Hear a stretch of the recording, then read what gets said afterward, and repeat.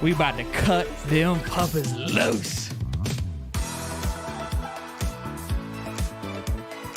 Ooh. Feel it, boys. Come on. Come on. Put your clothes on, Steve. Let's go.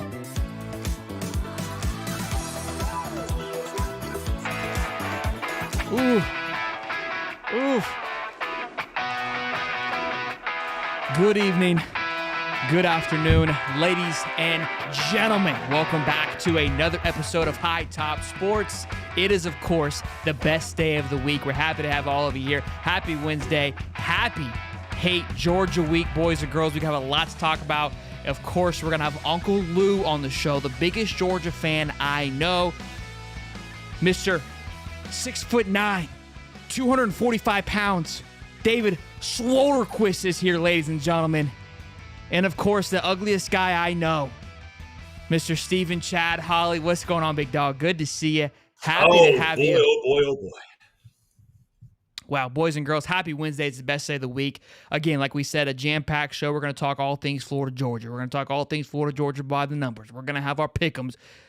Hell of a week last week. We're going to do Uncle Lou's going to be on a little bit late. Okay, he's at his son's football, baseball, one of the sports games currently. So he'll be on here in just a minute. But happy to have all of you here. It's going to be a great show. It's going to be a jam-packed show. Smash the like button. Subscribe if you're brand spanking new. And without further ado, look, we don't want to waste any time here because we got to get rock and rolling before old, Uncle Lou hops on here. Steve, we're going to put you into the green room. Dave and I are going to talk Florida Gators by the number.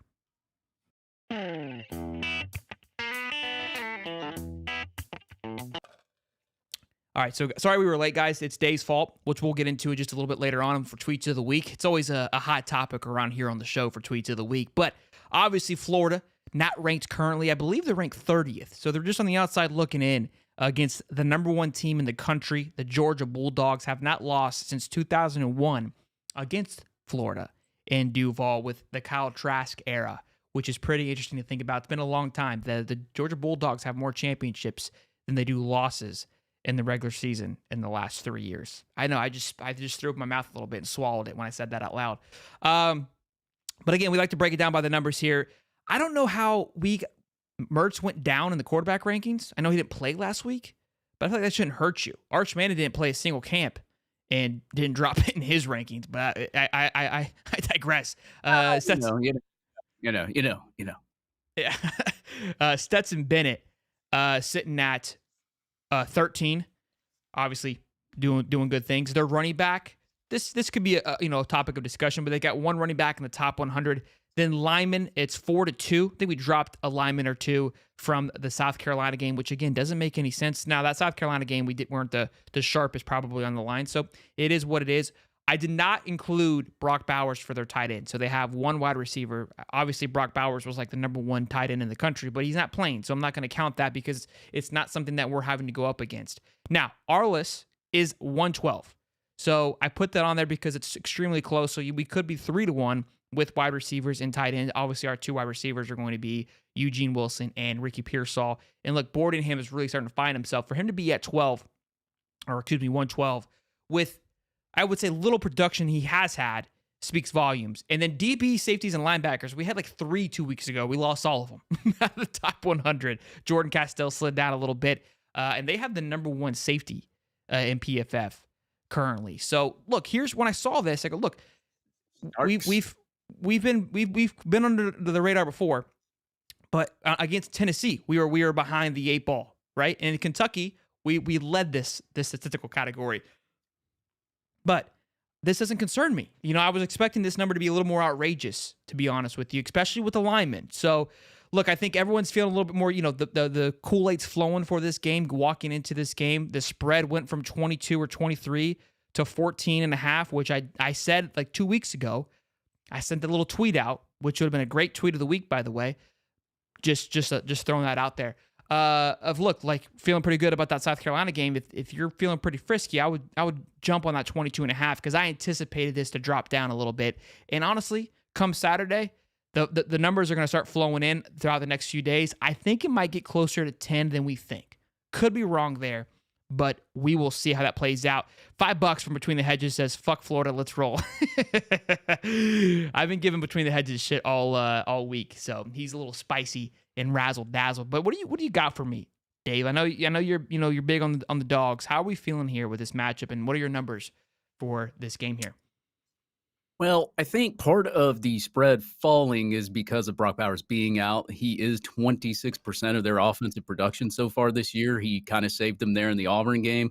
Had some plays in that South Carolina game though too, but I think Georgia still could have pulled out that South Carolina game without him.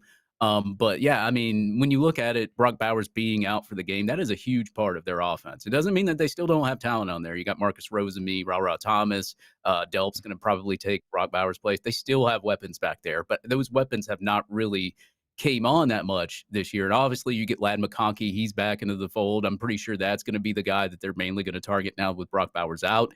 Um, but when you look at it, I mean, Carson Beck, if you want to go down by his passing statistics, he's been pretty successful there, just as much as Graham Mertz has in those 0 to 10-yard pass ranges, 66 for 77, 85.7% there. 10 to 19-yard passes, 69.6%, and 20-plus yard passes. This is the thing that got me a little bit. He's not that successful throwing it deep, only 39.4% throwing it deep, 13 for 33. That's a lot of attempts to only have that little of success there throwing it deep. Now, what really does concern me is our backfield. Our backfield, Jason Marshall was supposed to be the guy. This was the guy that was supposed to Yeah, be a our cornerback. projected first Yeah. round pick, high PFF grades. He's been giving up just about every 50-50 ball that he's been in contact with one of the receivers, and that kind of worries me a little bit, especially Jalen Kimber. You watch that South Carolina game. You watch some of the other games where Florida's had a ball either float up in the air or be 50-50 and a guy be right there and they're not able to bat it down. Can they bat these balls down if they decide to go deep in this game is one of my questions for concern. And also, I mean, when you look at Georgia's defense, their defense isn't the same as it used to be. There's a lot of young guys there. They replace a lot of their front seven. Florida gets Kingsley Eaglecon back. That depth chart just got released tonight. I think with him coming back and the offensive line kind of meshing a little bit better, I think Florida might be able to squeeze some run game out there, especially with a Trevor Etienne that's really healthy right there. And I noticed that their linebackers, although young, they have one really good linebacker, but the rest of them not really great in coverage. Miss tackles a little bit. They miss, on runs, they miss 57% of their tackles when somebody runs the football, especially down the left and right sides of the field. If you watch a little bit of film from some of the games that they played, so I think Florida, as far as run game goes, if you can't get any push from the offensive line down the middle, I would test the left and right side of that field. I mean, you get Eugene Wilson out there with his speed, test that at least the left or right side of the field, or you can get ETN. I mean, the big burst that he has, the tackles that he can break, and I mean, I think that is a key to at least starting to be able to run the ball a little bit here. But I think really, I mean, for Florida to just try to get a victory in this game is to execute your assignments. I mean, no misalignments, no passes thrown behind the receiver. I mean, we've seen that happen plenty of times. That could have killed us in that South Carolina game if Eugene Wilson does not catch that pass. Catch the ball if you're running back. I'm talking to you, Montrell Johnson. Mm, No costly penalty for on sure. third and fourth down situations. How many third and fourth down situations have we had this year where you've seen, okay, well, we got the, I mean, we close them out. They're about to punt the ball. Somebody gets a penalty, and then it extends the drive and they score a touchdown. I think we've seen it many a times in the Kentucky game, South Carolina game. I could count on numerous occasions I've seen that. So I think if you get your penalties down, especially on third and fourth down, you get a stop. Don't get a PI. Don't rough the passer. Don't do anything like that.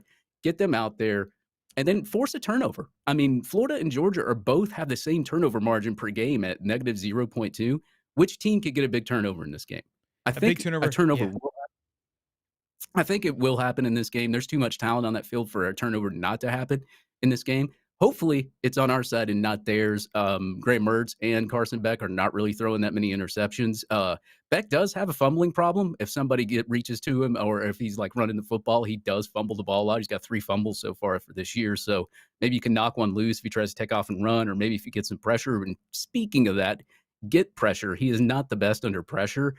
Looked up his PFFs on under pressure. They weren't really that good, but it's hard to get pressure on him. He hasn't been pressured that much either. So, I mean, you put him into a scenario where maybe even if you don't get the sack, maybe Princely Human Mealing can reach him and knock him off guard or get a quarterback contact, maybe you can shake him up a little bit and make him miss a third down or miss a big pass, and maybe he might even throw a pick. Who knows? But I think the big key to this game is at least holding Georgia to under 150 yards rushing, maybe in that 200 yards or passing or so, because they're going to get some yards and they're going to get some points. I think Florida will too. But can you limit the big runs? Can you limit the big explosives down the field? Can you kind of do what Auburn did a little bit and limit the run game there a little bit? I know that they started busting open the run game towards the end of the game. Can you limit their run game and force Carson Beck to throw the football? I think that's going to be the key to win this game. And obviously, as I said, complete your tackles. Right now, Florida's only averaging 9 missed tackles a game, which is actually really good. They had that one bad game against Kentucky, but other than that, really, you minus the Kentucky game, they're sitting right where Georgia is in missed tackle rate. I mean, like you take that off, and I think they're around like 40 tackles. So if you just play physical and you actually, I would say the word try. I'm pretty sure that they tried, but I don't think they played as physical in that Kentucky game. You come out there playing physical. I know Scooby's is healthy now. He's on the depth chart. So is Shamar James. They've been playing hurt. ETN's fully healthy now. No hurt shoulder anymore. I think now that you've got some guys healthy, you can make this a football game. And I'm really curious to see who comes out first, who scores first. Does somebody punch somebody in the mouth first? Does Florida do that first? Does Georgia? And how do they respond? And I think that's going to be the key, is which team gets scored on the first, which one responds, and how do they respond could eventually decide the football game. Now, obviously, you go to halftime. Halftime adjustments happen too, and halftime adjustments matter. Can Florida at least keep it close into halftime? If Florida's getting blown out 21-0 at halftime, that's not a spot you want to be in. And especially those speeches that Kirby gives in that locker room, you do not want to be in that situation. Yeah, I think that the nail on the head is, simplifying the game. I wouldn't mind, I think we're focused on Brock Bowers and him being out and what Carson Beck's going to be able to do. What concerns me is that what they haven't really been the greatest at this year is running the football. And we saw what Kentucky was able to do. They weren't running the ball well up into Florida. Then they obviously ran all over us, and that was their success. If this becomes a running battle, that's where my concern comes for Florida. I think if it keeps it an air battle where it's quarterback versus quarterback. I like the matchup a lot more, to be honest with you. I feel comfortable with our cornerback play versus their cornerback play, our wide receivers versus their wide receivers, and quarterback versus quarterback. I mean, Graham Mertz thus far has played better than Carson Beck statistically. You can argue with whatever you want that Carson Beck's better than Graham Mertz, but Graham Mertz has looked exceptional. You can't deny what he's been thus far. I don't care what anybody says. I know, I'll get Steve's opinion on that because right now he's rated higher than Jordan Travis, and he hit me with the Jordan Travis has played less games, and that's true. I don't know if he surpassed him in yards with the extra game against Duke now, but completion percentage, Mertz still led the way on Jordan Travis and the likes. Carson Beck is up there, though. Carson Beck's completion rate, I think, is actually one of the highest ones. He's been spot on. But having a target like Carson Beck, like Brock Bowers, obviously makes a big factor to that. But as much as everyone's trying to make it a big deal, we talked about it on Monday with Stephen Harris. I don't think him being out is going to be that big of a factor. The one thing we did talk about on the Monday show with Stephen Harris is, again, the D line choosing which gap to go to.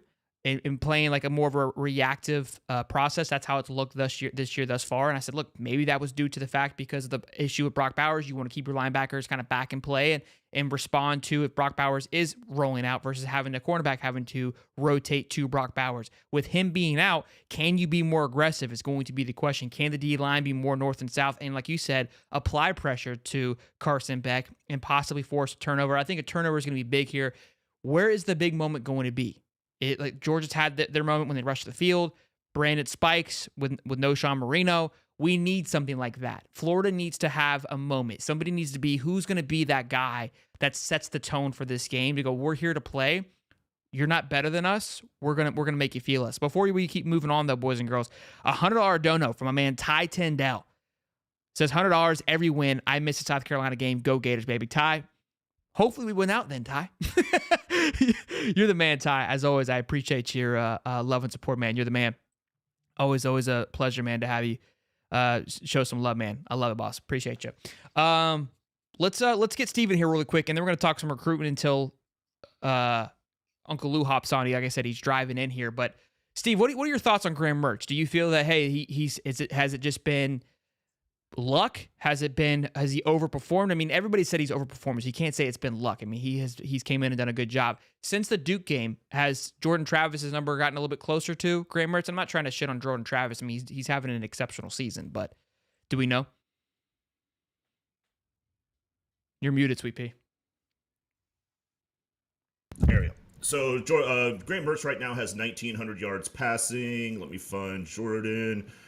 1,750. So they're off by about 150 yards. Who has more? Graham Mertz. And Graham Mertz has a 76% completion rate. Carson Beck has a 73% completion rate. So Graham's balling. That's what I'm saying. I wouldn't mind to see a little bit of a shootout. I think that would favor Florida. And when in the years past, I don't think it would. Now, the reason I say this, I think you try to go pound for pound, running back for running back. I think we have a better running back room. I like what we've done. I know they have a higher PFF rating. I think it's like 460 yards compared to Trevor with 407. But you've seen what our running back room has been. Trevor has also missed a game. Their running back has not missed a game, and there have also been a few games where we just didn't run the football. The Utah game we didn't run the football, and I want to say South Carolina we didn't run the ball very effectively either. So there's 3 games there that he hasn't really been effective, and then on top of that, he's not going up against, but he's splitting carries with Montreal. I just don't feel like with our offensive line, even with Kingsley coming back, Austin Bauer being healthy, we're just not in that rhythm to be an effective running team. I think if we can bust it wide open in the air, then yes, our running backs will be more effective. And look, with a week off, with some more time together, maybe we're a little bit more of a rhythm. I know we're all excited about Kingsley being back. I'm excited just the fact that we have more depth. That's always a benefit on the offensive line. But Slaughter's been doing the thing, bro. We sleeping on Slaughter like that. I think he's done a phenomenal job. I think all the O-linemen have done a great job. And Cam Waits, he's had a week under him where he's rested up. So huge stuff there. But how do you feel though this matchups with Carson Beck? Am I crazy here, Steve? Obviously, we're the Gator fans. I want to get a non-biased opinion on this. Well, you're a little biased, but not too biased. You don't have really any dog in the fight, pun intended. I see what you did there. Look, the one thing I will say is that Graham Mertz has a lot of football under his belt, regardless of whether it was at Wisconsin or whether it was at in Gainesville. He's played a lot more football. He's seen more. He's been through more. He's had to overcome a lot more adversity. Carson Beck really hasn't. I think that if Florida's defense can come out and be aggressive to start the game and not play on their heels and play more, in Carson Beck's face, if you can rattle him, I think you have a chance to start that game hot, field position wise, and just getting in Carson Beck's head. I think that Mertz has just enough experience to stay calm, cool, collected, and not get rattled that way. Now, obviously, it could change the game plan a little bit, especially considering he doesn't like to throw the ball deep, and there's not a lot of deep plays in the playbook, it seems, for him.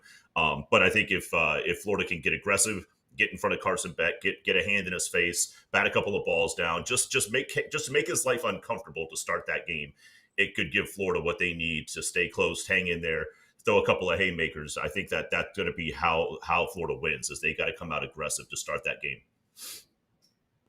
So we got Go ahead, Dave. I was going to say, I'll also add that, Florida and Georgia's defensive lines do not generate a lot of sacks. It's more pressures than they do sacks. I'm hoping now with Kingsley back and getting your guys healthy that maybe this gives Graham Mertz a little bit more time to throw the football. I mean, pretty much this whole year, anytime he's dropped back to pass, he's had some sort of pressure in his face for the most part. There was times where he had a clean pocket, but most of the time he was pressured. Can Florida give Mertz some time to throw the football? It's not like we don't have any studs back there like Ricky Pearsall, Eugene Wilson, some of the other guys that have, like Burke, who's healthy. He's coming back. And you got Andy G, and he's on there, but he's like listed third on the depth chart. I don't buy too much into those depth charts. Can we get some of our other talent out there in the backfield? Does it give him time to throw the football? I think that one will also be key to see. Does any team even get any pressure? Does Florida's defensive line get any pressure? They've struggled. Does Georgia's? Does that happen? Maybe I think it's the only going to way be that you're going to see either team get pressure is with a blitz package. I don't see the down linemen. I have not seen the down linemen by themselves apply pressure without something else being added to it. Look, I think the Florida Order. Baby Kirby, Austin Armstrong, coming from that Georgia defense and being alongside of that, and also the Bama defense. Going back to what I spoke with Stephen Harris on Monday, we talked about it for the last 2 weeks. Again, the defensive linemen and the scheme that they're playing. I even said, look, I feel like it's more beneficial for the NFL when you play like this, where you're reading the gap, right? You're a little more reactive, so you're reading to see where you're going to go versus being north and south. I believe Georgia plays the exact same way. They're probably they are more experienced with that style, because in high school, how many? They're not. It's north and south. Just go be the most talented guy on the football field and run the guy over in front of you and get to the quarterback. That's all you need to do. So that's where our team's at right now. It's a very young team. So trying to instill that into a defensive line obviously is going to take some time. So I think we're still going to be that. I think that's also why we haven't seen as much pressure, right, from the line and as many sacks, because they're playing more of the control, the pocket, versus just blitzing it out and leaving wide open gaps. They're playing assignment football. They're not leaving their lanes. They're not going. Correct. They're not just reckless abandon. Georgia's that same boat, but again, their linemen are more well developed. And there was a quote. There was an interview. They asked Kirby, which was just obnoxious in my opinion. How do you if you look at the stats for your D linemen, they're not always the greatest compared to other defensive linemen. So how do you recruit great defensive linemen? And then he listed off basically the last 5 defensive linemen that have went first round in the NFL. And he goes, that's what we show him, and then walked off the stage. So that's a massive point that, yes, you may not have all the flashy numbers like somebody who at a smaller school is just coming off the edge and just blitzing somebody's forehead in, but you're learning actual scheming football, which is going to help you in the long run. I think it's nice to have a little bit of both. So I think that also speaks to, again, why Georgia doesn't have as much pressure. But knowing Kirby, knowing what this means for him, this game, and just the Florida-Georgia rivalry in general, if there's a time he's going to switch it up and blow your head off, I would expect it to see this game. And I think that's where I'm excited to see what Billy's going to be able to do. He even talked today about, hey, we have a game plan. We feel excited about that. We just need to go out there and execute it. My biggest complaint on Billy is love your game plan. Love when he's organized. I haven't seen where, except South Carolina, we saw a little bit of that, where you're punched in the mouth. How do you call an audible mid-game plan? How do you adjust? How do you counter the game plan and go, we got to change this up a little bit? If anybody's going to try to pressure him into doing that and put him on his heels, it's going to be Kirby, right? That's what Kirby, that's the guys, you don't win back-to-back championships just because you recruit the most talent. Ask Texas A&M. So, $2 from Dom here says, if anybody forgot, fuck Georgia. Hey, third and forehead. Love that guy. Also, guys, be sure to smash the like button. Let's get over 100 likes here. Let's get this thing rolling here. It's Hate Georgia Week. Show some love. Happy to have all of you here. Uncle Lou will be on in just a few minutes. While we're waiting for Uncle Lou, though, let's talk a little bit recruiting here. Just a quick second, a quick little update. And then also who's going to be at the game, the Florida-Georgia game, because recruits are now able to go to the Florida-Georgia game. Not sure if everyone remembers that, but there was a big ordeal that has now been washed, so hopefully that'll keep the noise down of moving this thing out of Jacksonville, because that was a big complaint, but now we're able to have commits there. And for that, we're going to pass it over to Dave on the commits that are going to be there, some big-time names that we could possibly look to flipping early on, and then we're going to talk about running backs, because that's something we lost, obviously, with Chauncey Bowens. I said that we need to get to this class simply due to the fact that we only walked away with one with Treyon Webb, and we lost a few with Lorenzo and Bowman to the transfer portal. So although our running back room is healthy, I enjoy it. It's a little light at the moment, especially with Cam Carroll going down. Could see him come back, but need to get 2 here, I think, to keep the train rolling. Dave? Yeah, let me give a shout out to my guy Blake Alderman here for this list that he had sent me earlier today. So I'm going to go down just the commits that are supposed to show up. Miles Graham, Nazir Johnson, Adarius Hayes, Jeray Hawkins, Amir Jackson, Kendall Jackson, Josiah Davis, and Mike Williams will all be there so far for the game. Real quick, not to interrupt you, but I love the fact every time I feel like there's a big game, we've got the core there. And that's something that's huge, I believe, with what Billy in this class is doing, because there's always concern, like, are we losing somebody? Is somebody going to flip? I know there was an article this week, I didn't read it, but about Jamonte Waller being extremely committed to the Gators. And I think it's weekends like this that continue to solidify this class, which excites me. Again, I know you're on a little bit of a burner there, but just to reiterate, because I see people in the comments saying, we're going to lose this class or guys are going to flip. Like, I think, and Billy even talked about in a previous interview that, hey, we're trying to not only recruit guys that are going to be an impact, but be a part of this team for a long time. They want to be in for the long haul. They want to be here for 3 to 4 years. I don't have to worry about them leaving. And it starts now. And this is, again, where I think we all agree now. I think that consensus of can Billy recruit is over. I think he's done a phenomenal job. The question mark now is, can he win the big games, obviously? But CEO-wise, done a great job. Sorry, Dave, continue. Yeah, that's fun. Yeah, I mean, like, a lot of these kids will visit other schools too, say they shut down their recruitments. We talked about it last week. These kids wanna see the free game if they're invited to it or something like that, so they get something out of it, but, as far as the rest of the visitors go, Jameer Grimsley, I mean, this is a kid, he's set to go to Jacksonville, committed to Alabama early in the process. Florida and some other guys were after him there, but he's coming back around and his name's starting to come up a little bit more. And I do honestly think he's flippable down the road. We'll see. But it is interesting that he's taking this trip to Georgia, the Jacksonville, Florida, Georgia game. Four-star Jarrett Gibson, Texas commit, trying to attend here too. We'll see what happens with that one. I know he's been kind of iffy back and forth. Right now, I still think he sticks with Texas. You got three-star defensive lineman Micah Boro. He decommitted from Florida. Some thought he was going to go to Georgia, but now he's back to watch the game here in Jacksonville. So that one's a little interesting thing to look at there too. And then you got some 2025 guys, five-star offensive lineman Solomon Thomas, Jacksonville, Florida kid, right in your backyard. Already visited Miami back in September, but you definitely want to get the wheels turning on these offensive linemen, or offensive lineman recruiting has not been the best for the longest. Need to get some of these five-star guys in here. 2025 five-star linebacker Zayden Walker, the number one linebacker in the 2025 class from Georgia, Southwest Georgia there. He's visiting four-star edge D lineman Jalen Wiggins. Yeah, Wiggins, Tallahassee kid, top 100 defensive lineman there. 2025 four-star Hilton Stubbs, another Jacksonville top 50 safety there. So a lot of kids that are locally in this area that, obviously you want to keep the good kids at home and you want to keep the elite ones at home too. So this is the game you bring them to, and hopefully you can pull out a victory here. Defensive lineman edge Isaiah Gibson, he's a probably right now. We'll see if he shows up. And you got a few 2026 guys in Navir Carr, he's expected, and Brody Jennings, DB from 2026. So that's pretty much the list so far. It'll grow, I'm pretty sure, as the week on, and get it current. But that's right now what they have. I think something important to note too, like we've talked all the time. Can you lose a recruit if losing games, or a recruit's going to leave because of the game? I think we're past that, right? But a W for Florida in this game could definitely win some recruits, or definitely get guys going, well, this shit might be the real deal. Like we keep talking about it. We see a little bit of it. They're landing five-star defensive linemen over Florida State because they're trash, like LJ McCray. Is it actually the real deal? Because if they go in and upset them, Jake Crane had a great take that this weekend could be a massive shortcut on the path back to where Florida needs to be. They take down Georgia. All of a sudden, they're back in the driver's seat, right? I mean, when's the last time that this game, this game has always been the deciding factor of who plays in the SEC championship? Go back to all those years with Mark Richt. Those Georgia teams weren't bad. They had one or two losses.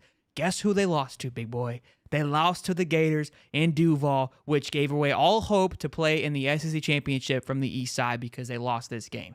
And again, we haven't been there in a while. Georgia's dominated it for the last few years, like Florida did for a while. So you flip this game here with a team like Georgia that hasn't lost in who knows how long. It feels like we're over the 600-day mark in a regular season, which is just, I puked again when I said that. Sorry. Yeah, I think what's really interesting about what you just said too, I think the last time Florida or Georgia was not in the SEC championship was in 2013 when Missouri and Auburn played each other. I'm not sure. I'd have to go back and look at that, but it's interesting when you think about it. Like, this game usually does decide who goes to the SEC championship for the most part. But I mean, like, Jake's right. I mean, a win like this will bump you up in recruiting. Obviously, you beat the number one team in the nation, Georgia, who's recruiting elite all the time. But like, I think it means more to win it than it does to lose it. I think if you lose it, I still don't. I don't think it's that big of a deal because people expect you to lose that game. And I know that a lot of these coaches have told these kids, like, hey, look, we're still rebuilding. We need you. You'll play immediately. All this other kind of stuff. But if you win this game, yes, that'll definitely amp up a lot of things here for the future. And obviously, it'll give you more confidence in playing the rest of the schedule too. Real quick, $2 from Austin Rogers says Florida wins if 120 passing yards and 170 yards plus rushing. I think we needed over 200 yards passing plus 130 rushing. I feel like that's the number. That's a sweet spot, in my opinion. I think 120 passing, I get where your head's at, right? Like, we're controlling the ball on the ground. I just don't.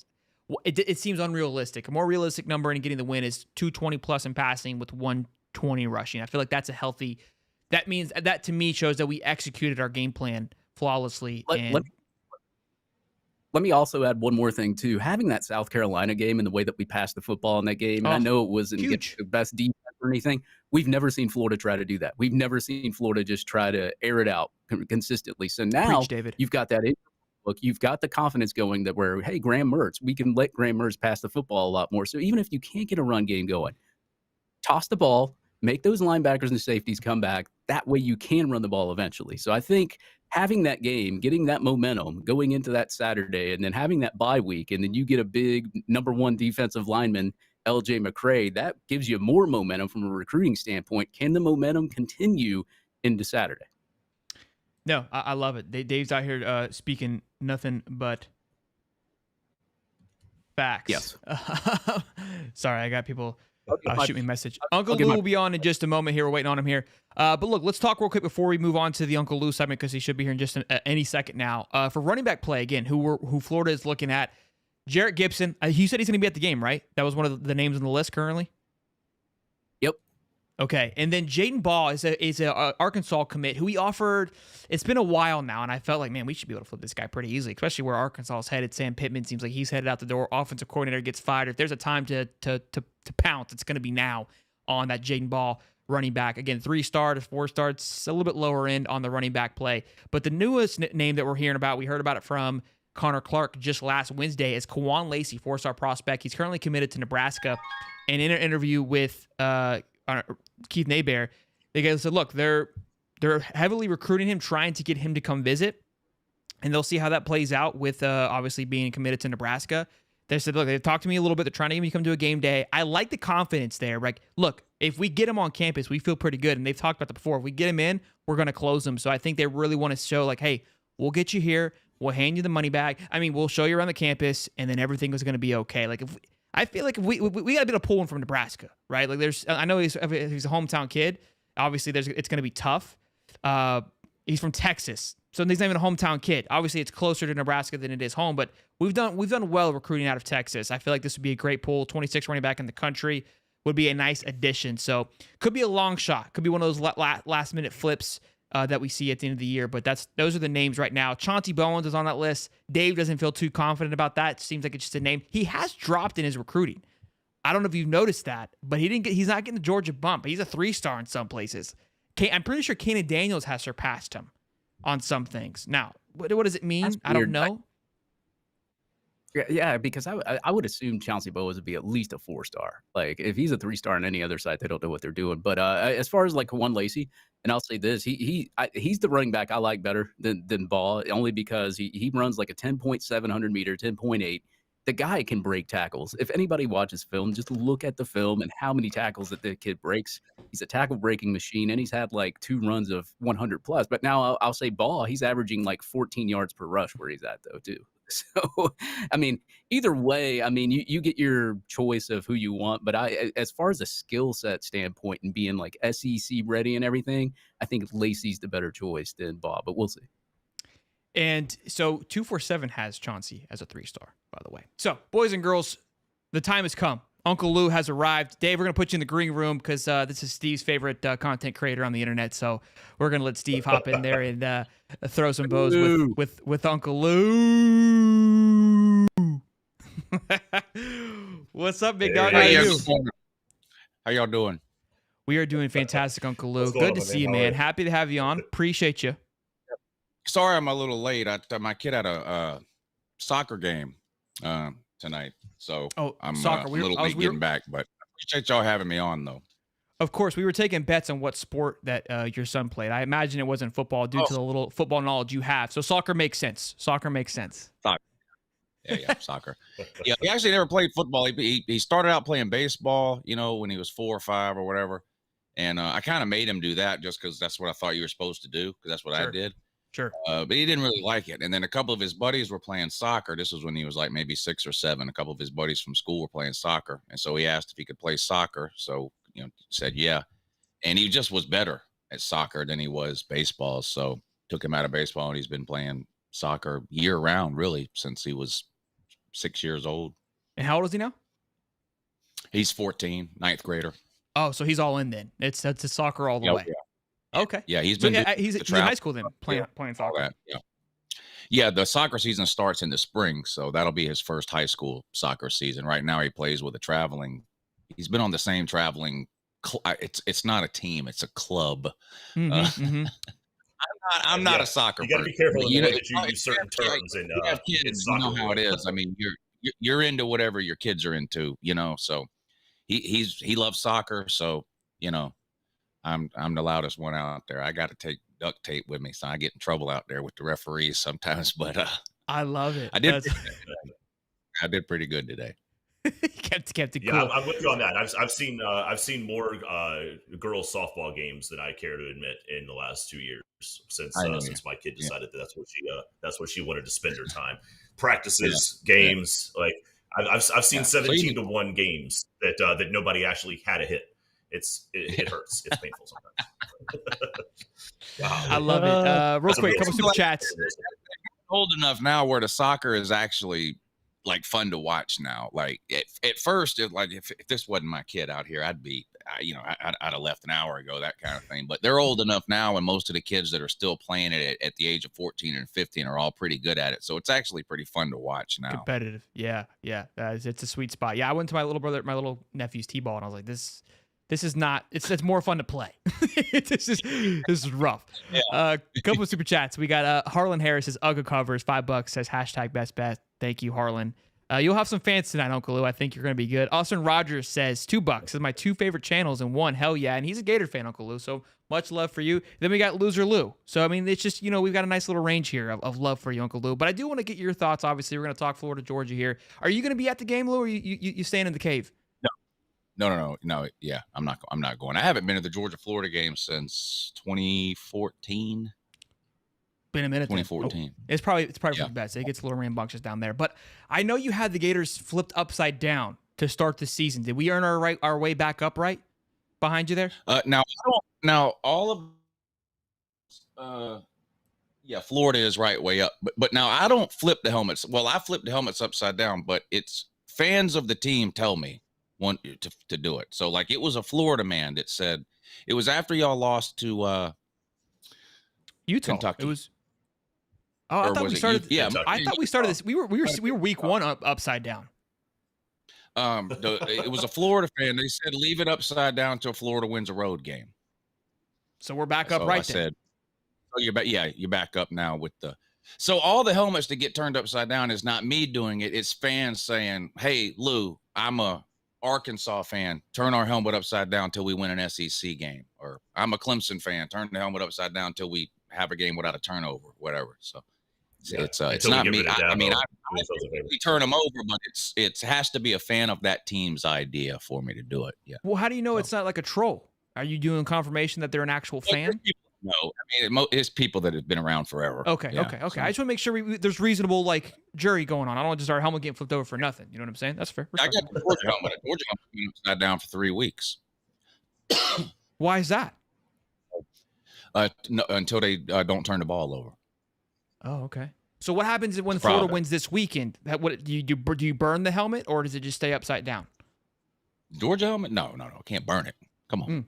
Okay. So let's talk, man. How we feeling? Like we had you on the show last year. This is kind of when our relationship started. I think like any great relationship with me talking shit about you, and then vice versa. I think it's been a healthy relationship since the beginning.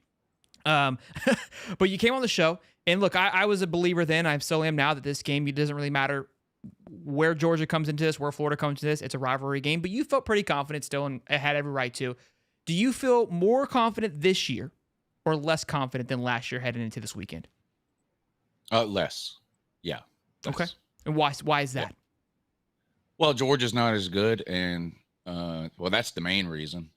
Georgia's not as good this year as they have been the last couple of years. Florida is about a game, maybe 2 games better than I think most people thought they would be, myself included. So I mean, I think Georgia will win. I don't think it'll be by the 14 or whatever the line is. I think it'll be, 7 to 10 point game, something. I think it'll be a close game, a competitive game for all 4 quarters. What do you think the difference even maker with is the going to line be? being moved to 14? I expect that it doesn't cover. I think this game is a 7 to 10 pointer. Neither team really can flex too much on the other, with the talent level being pretty even on both sides. Yeah. And what I do you think think? turnovers is the only thing that could, Graham Mertz has played well. I think he's only got 2 interceptions, something like that. 2 or 3? If for some reason something happens with him and all bets are off. Same thing with Carson Beck. If Carson Beck turns the ball over 3 or 4 times, if Graham Mertz turns the ball over 3 or 4 times, somebody could win this game by 3 scores. But barring that, I expect it to be a pretty close and competitive game. I think Georgia, it's hard to tell. Maybe Georgia wins by 7. Maybe they're up by 7 and score late and win by 14. But I think it'll be a competitive game in the fourth quarter. So, look, I think the noise, Georgia fans I'm just like Gator fans, I'm sure in your comment, you probably haven't dealt with much Gator fans recently, just like any fan base, trolling fan base, when your team's not winning, you're not going to go pick on somebody else. But Georgia fans, they live in here. It's unreal. I think we've earned some Georgia fans. They enjoy the show as much as they possibly can. And between the hedges, he's says $2. I got your back, Big Lou. But what I have noticed, this is how I judge kind of the feel. Just like you use your audience to flip the helmets over, I use the audience in the chat to feel where the fan base is. And I think that's what Vegas uses to move the line back and forth. Your dogs haven't been as rowdy. It feels like the leash has been tucked back a little bit, meaning like you said, I think it is going to be a little bit closer. Florida's making people a believer week by week. As a Florida fan, there's still, I think, the unknown. Like, we've looked bad, but could we look worse or could we look much better? And I think Georgia has that same question. Like, you haven't looked bad, but you haven't looked great. So is this the team that we're going to get, or are we going to see the Georgia, what you've seen the past 2 years, kind of pop the lid off? Do you think there's still a ceiling for Georgia this year to reach, or you kind of you think you're finding your groove and it's not going to be what it hasn't been in the past? I think Carson Beck's better than Stetson Bennett. Do you agree with that? Two-part question here. Yes, 100%. So what's your reason for nerves? Is it the defense on Georgia? Is it you think Florida just looks a more sound football team? A little bit of both. I think it's a combination. Georgia's defense clearly is not. In fact, I wouldn't describe Georgia's defense as dominant at all. I wouldn't even say like they're not as dominant as the last 2. They're not dominant at all. They're a really good defense, top 10, maybe top 5. But it's not like it has been the last 2 years where it's just like this smothering, just 3 and outs over and over again. That hasn't been the case at all. Every team we've played has put together good drives against Georgia. We're a little worse against the run, in particular this year, than we have been each of the last couple of years. These are first world problems. I don't want it to come off the wrong way, like Georgia's some horrible defense or something, but compared to where it was the last 2 years, it's not there. The inside linebacker play is down. There's no Nakobe Dean. There's no Roquan Smith. There's no Quay Walker. We don't have anything like that at inside linebacker. We don't have a Jordan Davis or a Jalen Carter on the interior, which we've had for the last 2 or 3 years. We got good interior linemen. We've got good inside linebackers. We don't have a first-round interior lineman. We don't have a first-round inside linebacker. And, that's been the primary difference, I think. We still can't sack the quarterback, but we never sacked the quarterback, so that's about the same. We were just not as dominant, just not as Georgia's defense had the ability to just take games over, and that's hard to do defensively. Like, your defense has to be on another level to take a game. Lots of offenses can take a game over. Quarterback can get hot, a running back can get hot, whatever.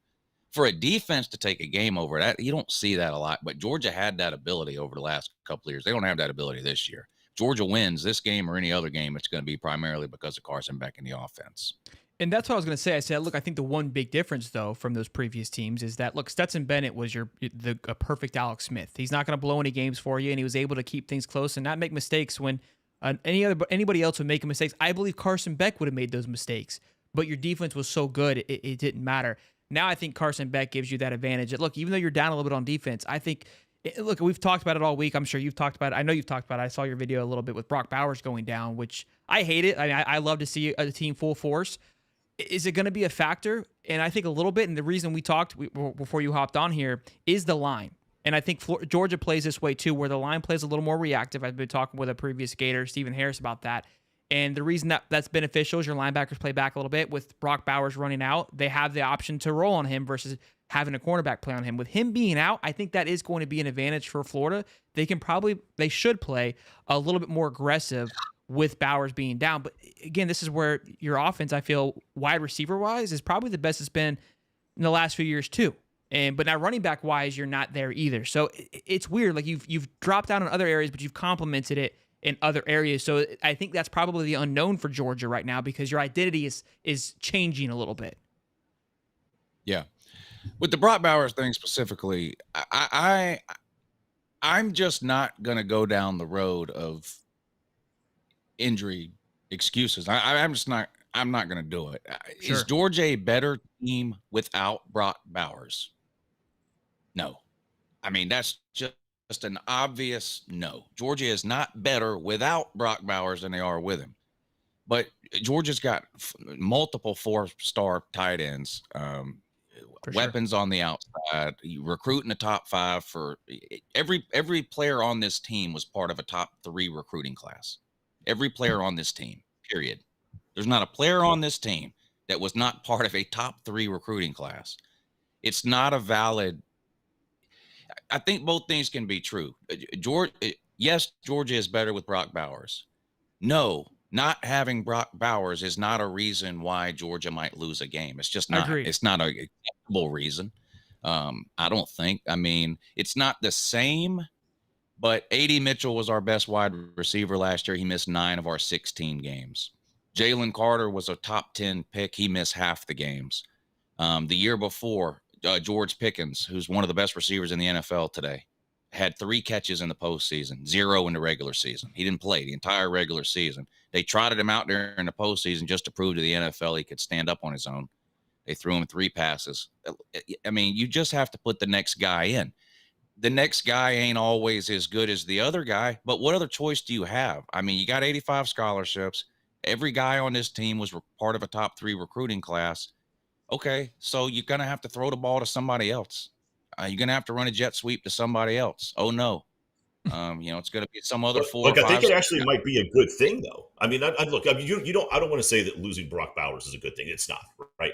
It's certainly he was. If there's one thing I could say about Bowers is he might have been the only player on both sides of the ball in this game that had the ability to potentially take it over. Without Bowers, I don't think either team has a player that could come in and potentially take that game over, right? So now I think you're kind of bad. It doesn't make Georgia a lot worse, but it doesn't make them any better. Now, at that same time, he became, if just looking at the games for Beck, it almost became the Beck to Bowers connection, where he was losing sight of some of his other weapons around him because he became so comfortable just looking for Brock Bowers and using that as a security blanket. It could very well be a benefit to take that one component out, and now Florida doesn't know who to focus on. And now force Beck to use his weapons, use the guys out of the backfield, because now Florida doesn't know who to shut down. They don't know where. Like before, what you just said, weapons, right? That's the big thing. Is you've got plenty of them. You got a plethora of them. Yeah. Here's one. What you just mentioned is one area where you might get me to admit that potentially the Bowers thing could really, really matter. If there's a minute and a half to go to the game and we've got the ball and we're down by 4. We've seen like the Auburn game. It's just Brock Bowers. Who knows I don't know what's going to happen if Carson Beck finds himself in a situation like that. Overall course of the season, it's not like Carson Beck has leaned on Brock Bowers the entire. I think he's got 4 touchdown catches. Right. I mean, I look, before Brock Bowers got hurt, I kept arguing with Georgia fans that wanted Brock for Heisman. Like, the numbers aren't there. Like, I agree, he's a great player, but like, the Heisman is a numbers award. Even if you want to pretend it's not a quarterback award, it's at least a numbers and stats award. And I'm like, the guy's got 4 touchdowns. Like, he's not winning the Heisman. Just let it go. So he's done a good job of spreading the ball out. But when in critical situations, we have seen Carson Beck kind of use Brock Bowers as a security blanket a couple of times. And so I wonder what would happen if Georgia finds themselves in that position again, and he's forced to sort of look somewhere else there. But I mean, you go out this offseason in the transfer portal, you get the number 1 wide receiver from Mississippi State and Ra Thomas. You get the number 1 wide receiver from Missouri and Dominic Lovett. You bring them in, you match them up with Ladd McConkey and Marcus Rosemy St. Jack on the outside. And I mean, you've got weapons there. And so probably going to have to run a lot less 2 tight end sets than anything, Florida has seen from Georgia in the last 2 years. With Brock Bowers and Darnell Washington, you had there's a lot of different ways you can use those two guys at the same time.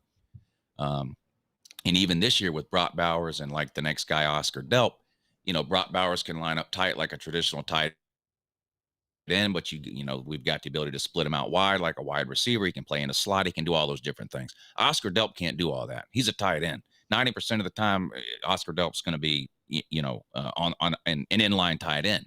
So you're going to see a lot more, I think, 3-4 wide receiver sets, that kind of thing from Georgia. And the running game, like you mentioned, has not been anything great either. That's had more of it.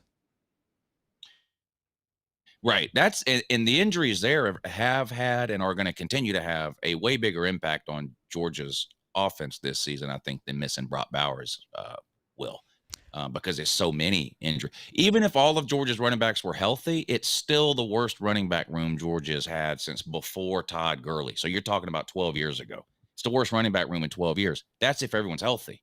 And they're not, everyone's not healthy. So the running back situation, I think, from an injury standpoint, is more significant than the Brock Bowers injury. I like Oscar Delp. He's really, really good. He got 2 freshmen, Pierce Sperling and Lawson Lucky. They're really good. They're not going to make up for Brock Bowers. No tight end is going to make up for Brock Bowers. Have to be a group effort. This wide receiver gets 3 more targets. This wide receiver gets 3 more targets. This guy gets a jet sweep instead of Brock Bowers, that kind of thing. No one's going to take Brock Bowers' place. But I think the biggest thing you nailed on the head is Georgia's faced adversity in the South Carolina game and the Auburn game, but they had the security blanket in Brock Bowers to go to. The one thing we were talking pre-show in that South Carolina win was a big game. You're facing some adversity is there isn't really, Ricky Pearsall's had a good game. Eugene Wilson stepped up when it's needed, right? We've had multiple guys step up, and Florida's faced that adversity. So if there's anybody that's been punched in the mouth and been able to bounce back, it is Florida. Georgia had it a little bit, but like you said, in those big moments, that's where Brock has really shown. But throughout the game, I agree with you. Carson Beck is slicing and dicing wherever he wants to throw the football because of the talented wide receivers that you have. But things change when, you're feeling pressured, your back's against the wall, you go to your security blanket, that's no longer going to be there.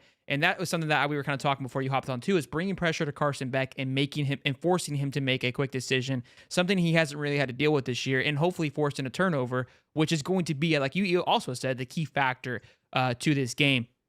I do want to read this comment. It says, Chris Orley says, Lou getting old and wise. What do you say to that, Lou? You got your clips of, and I think we all have. I feel like, it's tiring sometimes to be rambunctious. Is it old and wise? A couple of options. Is it old and wise? Is it tired because you just got finished watching soccer, which can be boring? Or is it you're just the nerves getting to you? Me? Yeah, you.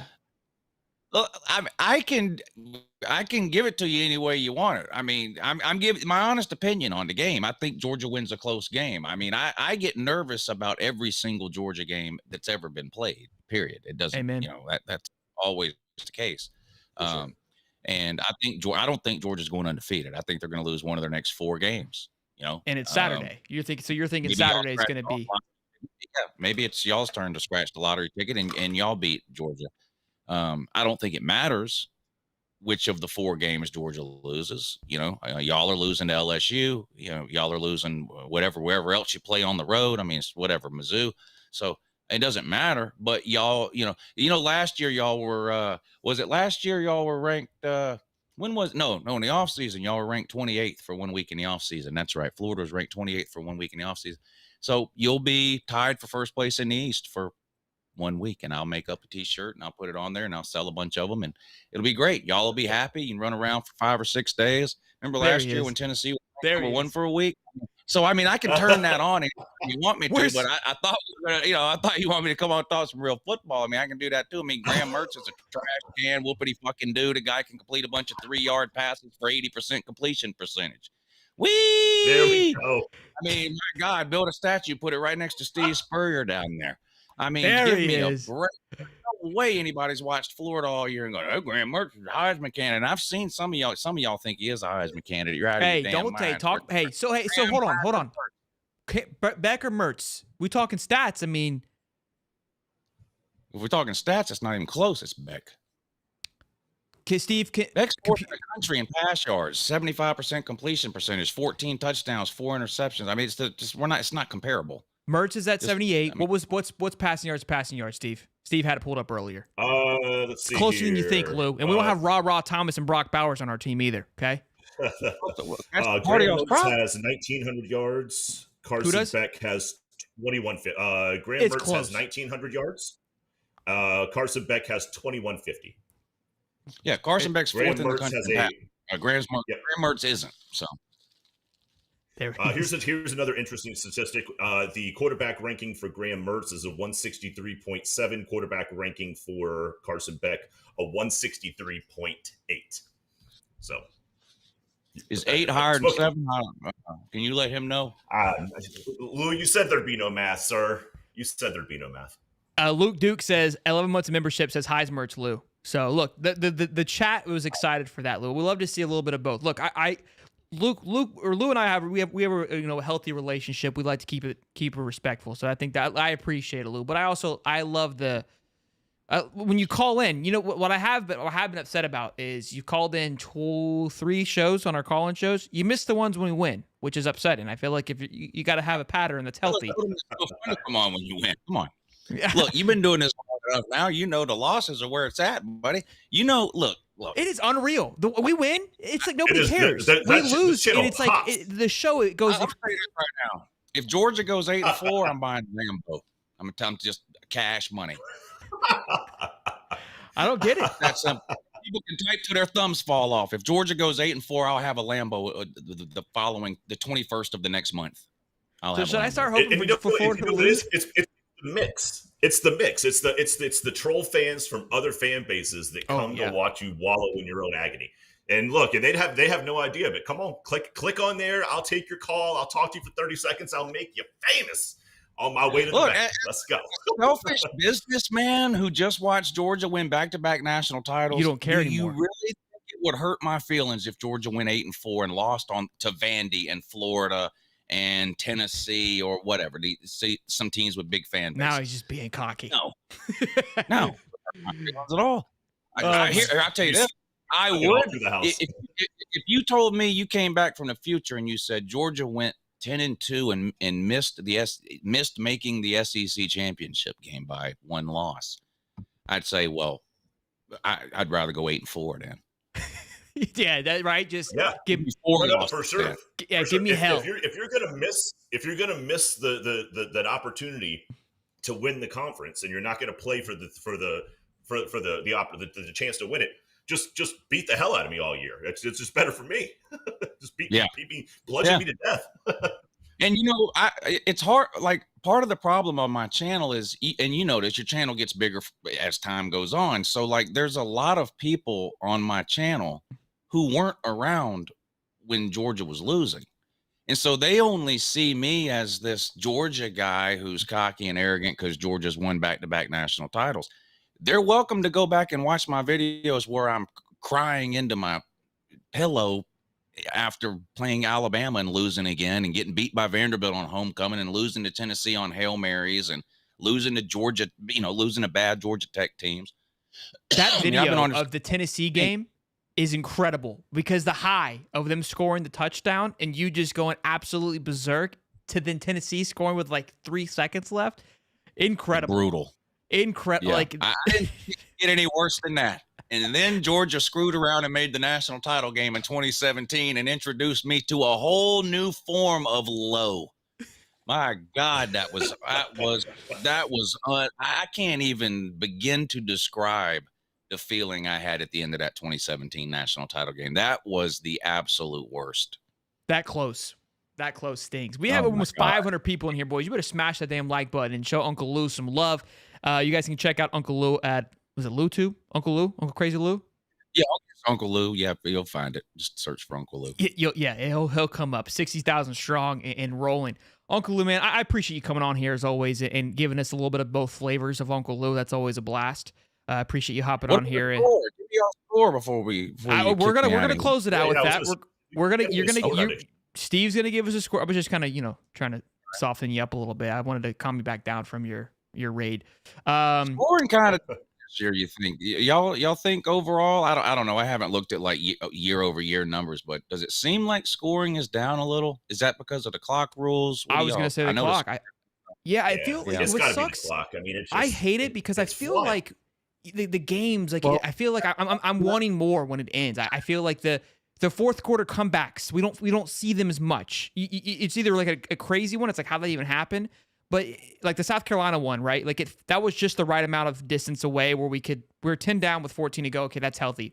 But if you're like 2 or maybe 17, it just feels like it's already over before it even starts. I was like, I hate that part. I love the fact that you can make a drive within 3 minutes and do something. So I think that's a lot to do with it. I think the SEC in particular, the clock rules, plus it just kind of is a down year across the board for quarterbacks in the SEC. I mean, the Tennessee and the Alabama quarterback situations are hampering like the overall perception of the SEC, I think, because they're both terrible. Arkansas and Mississippi State. What did you watch that thing? 7-3. With KJ Jefferson as your quarterback, unbelievable. Anytime I feel down, if I start to feel bad about my team or whatever, I just put on that Arkansas Mississippi State game and I go, things just aren't that bad, I guess. So, I was sweating Iowa. I was sweating Iowa, Minnesota under 30, all along. Arkansas Mississippi State said, "Hey, hold our beer, we got you." You know what I mean? Like, that probably over under was like 45. And the Iowa game, Minnesota game was 3-3. It felt like the entire game until the last little bit there. And Iowa got screwed on that game, by the way, with the fair catch call. The fake, Wildness there. Yeah, so this one feels like I don't know, 30. I think 30 points would win this game for either team. My prediction is 31-24 Florida. That's what I was feeling. You got to get 31. Yeah, that's about the same as mine, just flipped around. I think, sure? 30 to 20, 30 to 23, 31 to 24, 34-24. So it feels like that kind of thing to me too. Yeah. Stevie? Yeah, I'm gonna say it's a low scoring game. I'm gonna say 24-20 Georgia. I think it's a lot close. I think that game stays really close, and I think it's a low scoring game. Just because neither team, again, it has a real strength to lean on. So I think you're going to see a couple of field goals when you didn't want field goals, but you got to take the points in this game. So I can see a couple of field goals from each team, a couple of touchdowns from each team, but a 4-point game seems right. The 14-point spread is ridiculous to me in this game. I think it's going to be slow to start. I think it's one of those games where we go into half like 10-7, and then it's going to bust wide open in the second half to where it finishes 31-24, where it's just like a dogfight. Pun intended. Was it last year y'all had the big third quarter? Yeah, we came storming back. We were down like 21. It was the second quarter, I think. We went into the half, or maybe it was the third quarter, because we were down bad at half, and then we came out, punched in the mouth, tied it up damn near, and then you guys ended up pulling away. You sucked though because you didn't cover. Right. You only won by 20. You were like 3 scores or something. Yeah, and y'all got it within 1 score at one point in the third quarter or something. There scored like 3 touchdowns or something. Yeah. I don't think we can do that again because I think Anthony Richardson was a huge factor into that. I don't believe we can't go down 3. I think we've shown that we can go down. But Anthony Richardson, that was the one, not one pro, but a big pro that he had was he could just all of a sudden just put the game on his back and go for a 50-yard run out of nowhere, right? And just such a big breakout play. I don't feel like we have that in our arsenal this year. If Georgia can figure something out with Richardson couldn't hit a pass at all in the first half, just throwing the ball all over the place. Like he couldn't complete a pass to save his life. Even a wide receiver screen was just hitting him at the feet. And then he came out in the third quarter, went bananas, and then settled back down in the fourth quarter and played like AR. That's right. Yeah. If Georgia's ever able to take care of Ricky Pearsall, what else is there? We got Eugene Wilson. You'll learn about him this weekend, number 3. Then you got Arlos Boardingham that you're gonna learn about as well. You'll get to know him Saturday. Utah game. There was somebody in the Utah game. I know this was a long time ago. And I think he had a touchdown in the second half. He's a wide receiver. Yeah, it was Caleb Douglas. He's out for the year. Caleb Douglas. He had the big catch. The big catch. Yeah. He's out. In the Utah game? Yeah, okay. All right. He's out. What happened to him? Oh, that was a jab. Okay. All right. No. I didn't know he was out. Yeah, he got hurt. I'm actually no, I was asking for Ricky Pearsall has been uncoverable in a lot of y'all's games. So I was just wondering if Georgia figures out a way to bottle him up, like what would Florida's plan B be? I'm not trolling. I was being serious, and I didn't know that other guy. Yeah, Caleb they've Douglas got a got hurt, I think, freshman at the that's Kentucky pretty game. dynamic, Wilson. Yeah, Eugene Wilson, number 3. And I'm not even joking. He has been. He's the reason I believe Ricky has been able to have a breakout season. Arlos, our tight end, has been much better. And Hayden Hansen, he's not a Brock Bowers by any stretch, but he's been. I don't know who I can even compare him to, like a Jason, not a Jason Garrett, like who's a GOAT tight end from the Cowboys? Witten. Witten. He's like a Jason Witten. You know what I mean? Like when you all of a sudden, like he's there and he's got 5 catches for 80 yards and a touchdown out of nowhere. That's who Hayden Hansen is. So again, not a Brock Bowers, but there's the wide receiver room is starting to beef up a little bit. There's a lot of freshmen that we haven't seen. I don't think we're going to see him Saturday, but Eugene Wilson, I think, is going to have a big game. He was on a roll during that Tennessee game, and he also got hurt during the Tennessee game, and he was hurt for 2 weeks after. So it's probably why you haven't heard of him too much. But he had a big game against South Carolina, as did Arlis. Arlis had a 3-touchdown game or a 2-touchdown game against Vandy, I think, and Eugene had a touchdown. So there's more than Pearsall. Pearsall found his rhythm against that South Carolina game. Yeah, that was a good segment you had with him on.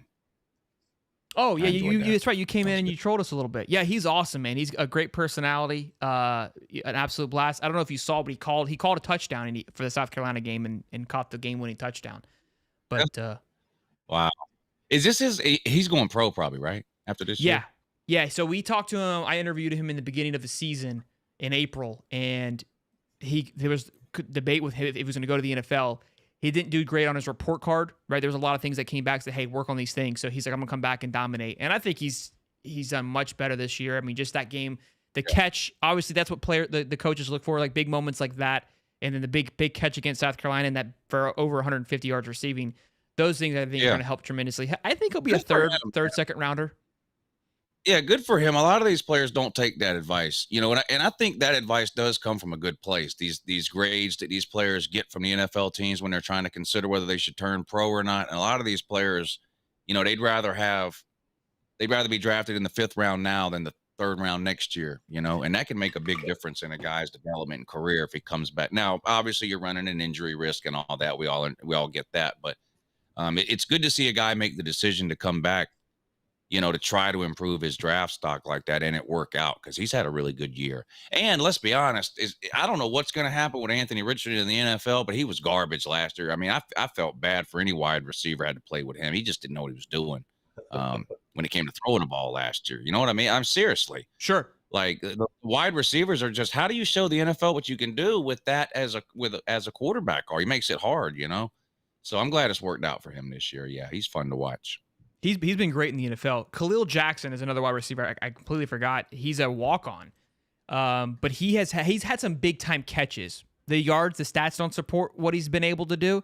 But Mertz will roll out. There's a hell of a play during the South Carolina where there's no reason anyone else would have caught that ball. Like there's a clip from almost every game of Khalil Jackson just making an unreal catch that it shouldn't happen. He'll have 3 catches for 40 yards, but they were big time catches. So there's some sneaky good guys there. No Rara Thomas or the kid from Mizzou, but definitely look.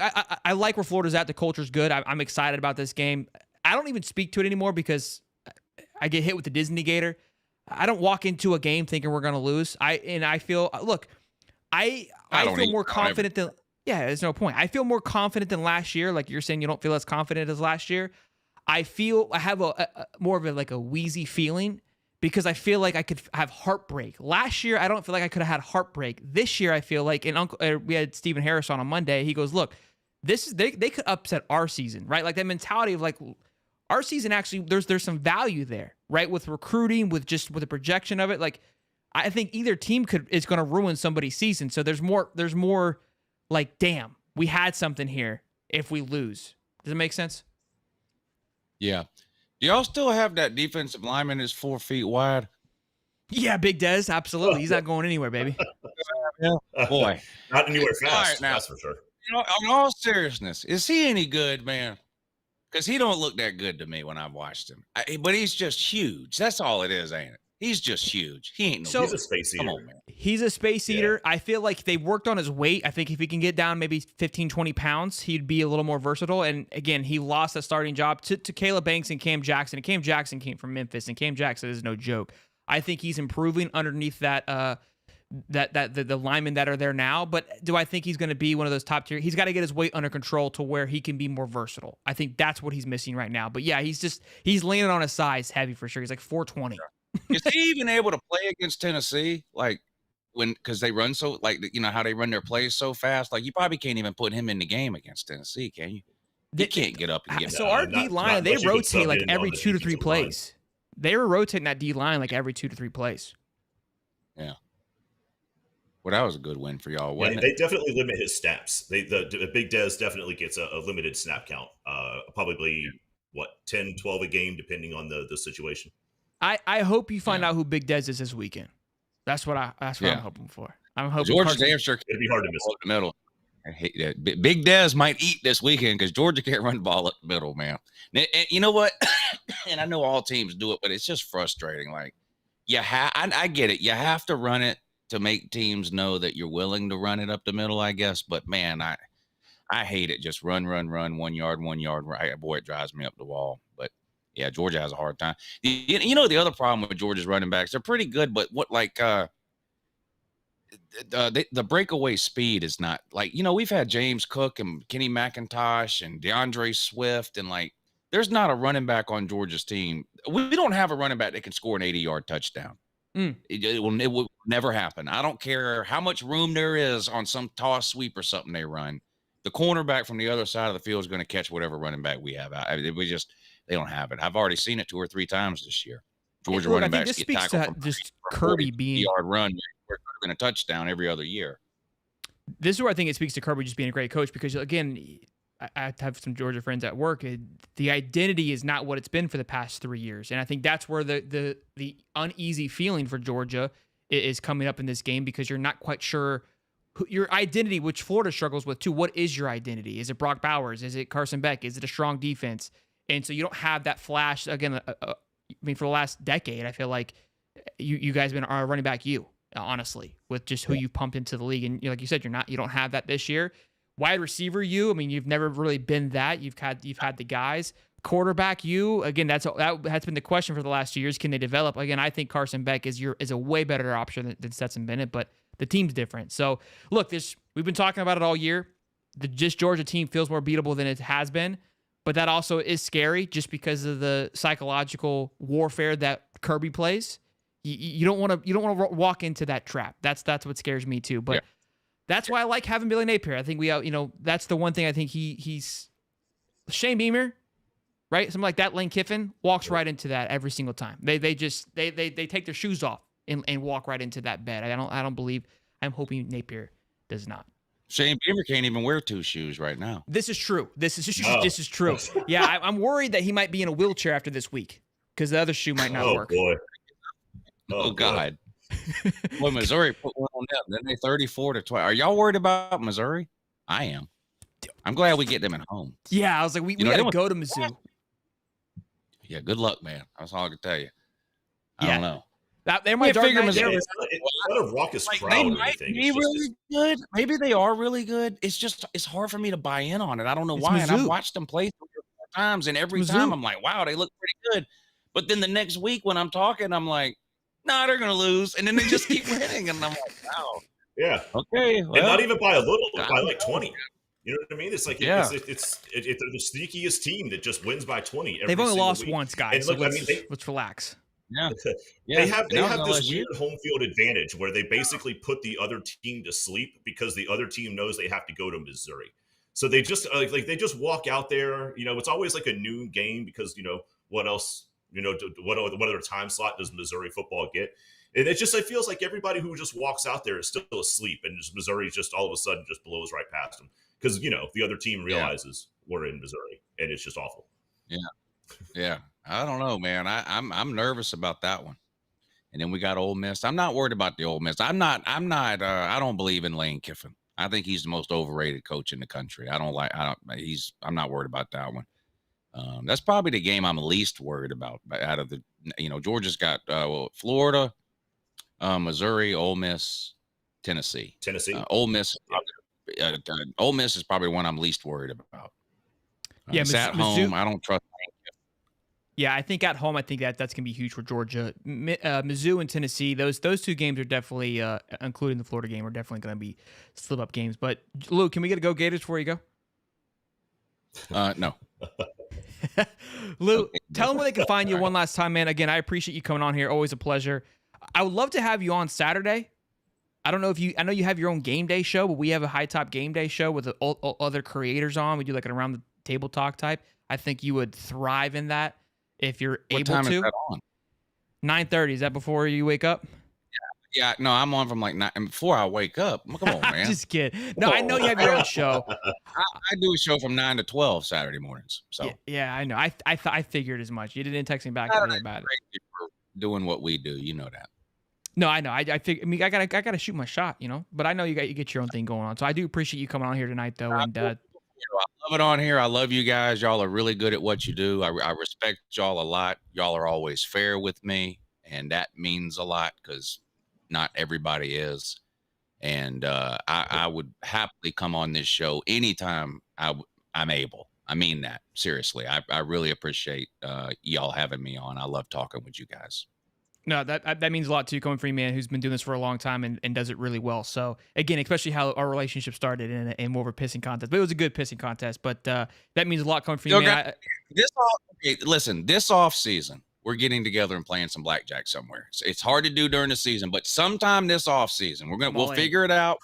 We'll plan it 2 months in advance. Whatever we got to do, we're gonna get together at a casino somewhere and we're gonna break them, Ocean's 11 style.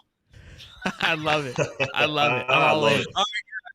This weekend, man. I really appreciate it. I'll talk to y'all later. Be good, man. Thank you. Lou, later, bub. Dave, we miss you, buddy. Hey. I like old Uncle Lou, man. He wears his sunglasses at night, just like me. See, look, everyone's like, "Who is this? What the hell's going on with this?" They're not used to that Uncle Lou, man. I try telling you, he's a good dude, man. He's fun. He can turn it on when he needs to. He can turn it off. That's why we enjoy having him on here. If you hated it, that it is what it is. But he knows his stuff. It was good to kind of get that insight. And look, I think he nailed it on the head. And then kind of what I've been preaching too, that the noise hasn't been that loud from Georgia fans. Because the other thing too, Gators ain't got a damn thing to lose, boys. And sometimes that's a scary place to be. Walking into Duval, you ain't got nothing to lose. Well, come on. I got something else. I got something else scary for Georgia fans. So I never got to give my prediction, and I'm not going to. But I got my prediction from somebody else today. And if you'll go ahead and just put the camera on me real quick. Oh shit! Oh boy! Okay.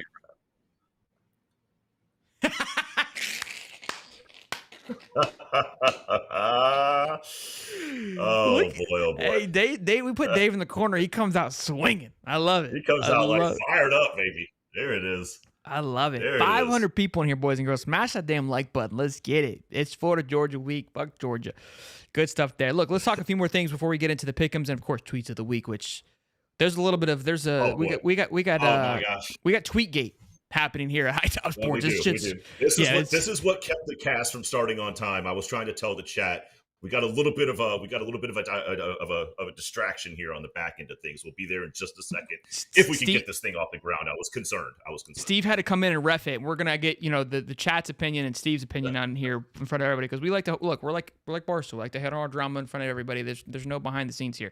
Adam Miller, $5 says, "Okay, he's gone." In my Josh Prey voice, Gators by 45. I love it, Adam. Thank you for your $5, Bob. I appreciate you. Boys and girls, so look, let's talk this really quick. Some of these topics come up sometimes, and I just don't really get intrigued by them, but they continue to be in front of your face. You're like, I got to talk about it. This stealing thing isn't that big of a deal, right? The sign stealing thing with Michigan and Jim Harbaugh. I feel like it's being pushed. It just like the bad news keeps coming out. But when you've got every damn coach who's like, it doesn't matter, and like a lot of media voices saying it doesn't matter. What's driving this? Is it like what's happening here? Steve, you've been around a long time. You're old. Talk to me. So where are you seeing the coaches are saying it doesn't matter? because I mean they're asking the coaches Matt about Rule it. said And most of the time, Matt Rule was very, very cordial about it. Coach Prime was like, if you hey, stop it. you still got to stop it. Yeah, Right. but he didn't say it was okay. I mean, Norvell said it was, I mean, it's not good. It's not good for the game. Kirby said it's not good for the game. A lot of times these coaches don't even address it. They're just like, oh, it's just part of it. The fact that they're actually having some sort of an opinion about it at all, or at least addressing it, I don't know. It feels more like the fact that they're acknowledging it instead of just touching it and moving on and actually having an opinion, whether it's good or bad or just doesn't matter. I don't know. I think the coaches are a little bit more concerned and put off by the concept of just outright cheating than they're leading on. I mean, so how? But explain this to me, because I'm playing devil's advocate here. Like I don't really. I'm not like saying I am okay with it, but how is it like this? If I'm on the sideline, I understand it's much bigger than this. This cat's buying tickets. He's going to the game. He's sitting on both sides. He's recording it, and then he's obviously going back and watching the film. That changes everything, right? But how is it any different from if I'm in the middle of the game and I look at a sign and then I'm able to decipher the sign and then what's being called? How is that any different? Is it, or because is that okay? If you can do it on the fly, if you can do it on the fly during a game, then that means that it is so simplistic and elementary that you deserve to have your signs stolen, just like in a baseball game, right? But if you're sending scouts to games multiple times throughout the year to monitor those signals, then that's a whole different game. But is there a rule? Is there an actual rule that says you can't go to a game and collect data? Yeah. Yes, there is absolutely a rule in the NCAA bylaws that says that you cannot scout outside of then this is scouting. This is essentially scouting outside. So then why is there even a conversation? Because if there's an actual rule that says you cannot go to, if a member of your team cannot go to a game and scout, which I guess that's where my opinion, where the gray line would come into play, right? What is considered scouting? Because what that means, if I work for Michigan, I can't go to any football game. Is that where? Well, no, because what they're determining and what they're looking into is, okay, where did the guy get the money for all these tickets? It's a lot of damn tickets to be buying, and why is one guy going to so many games?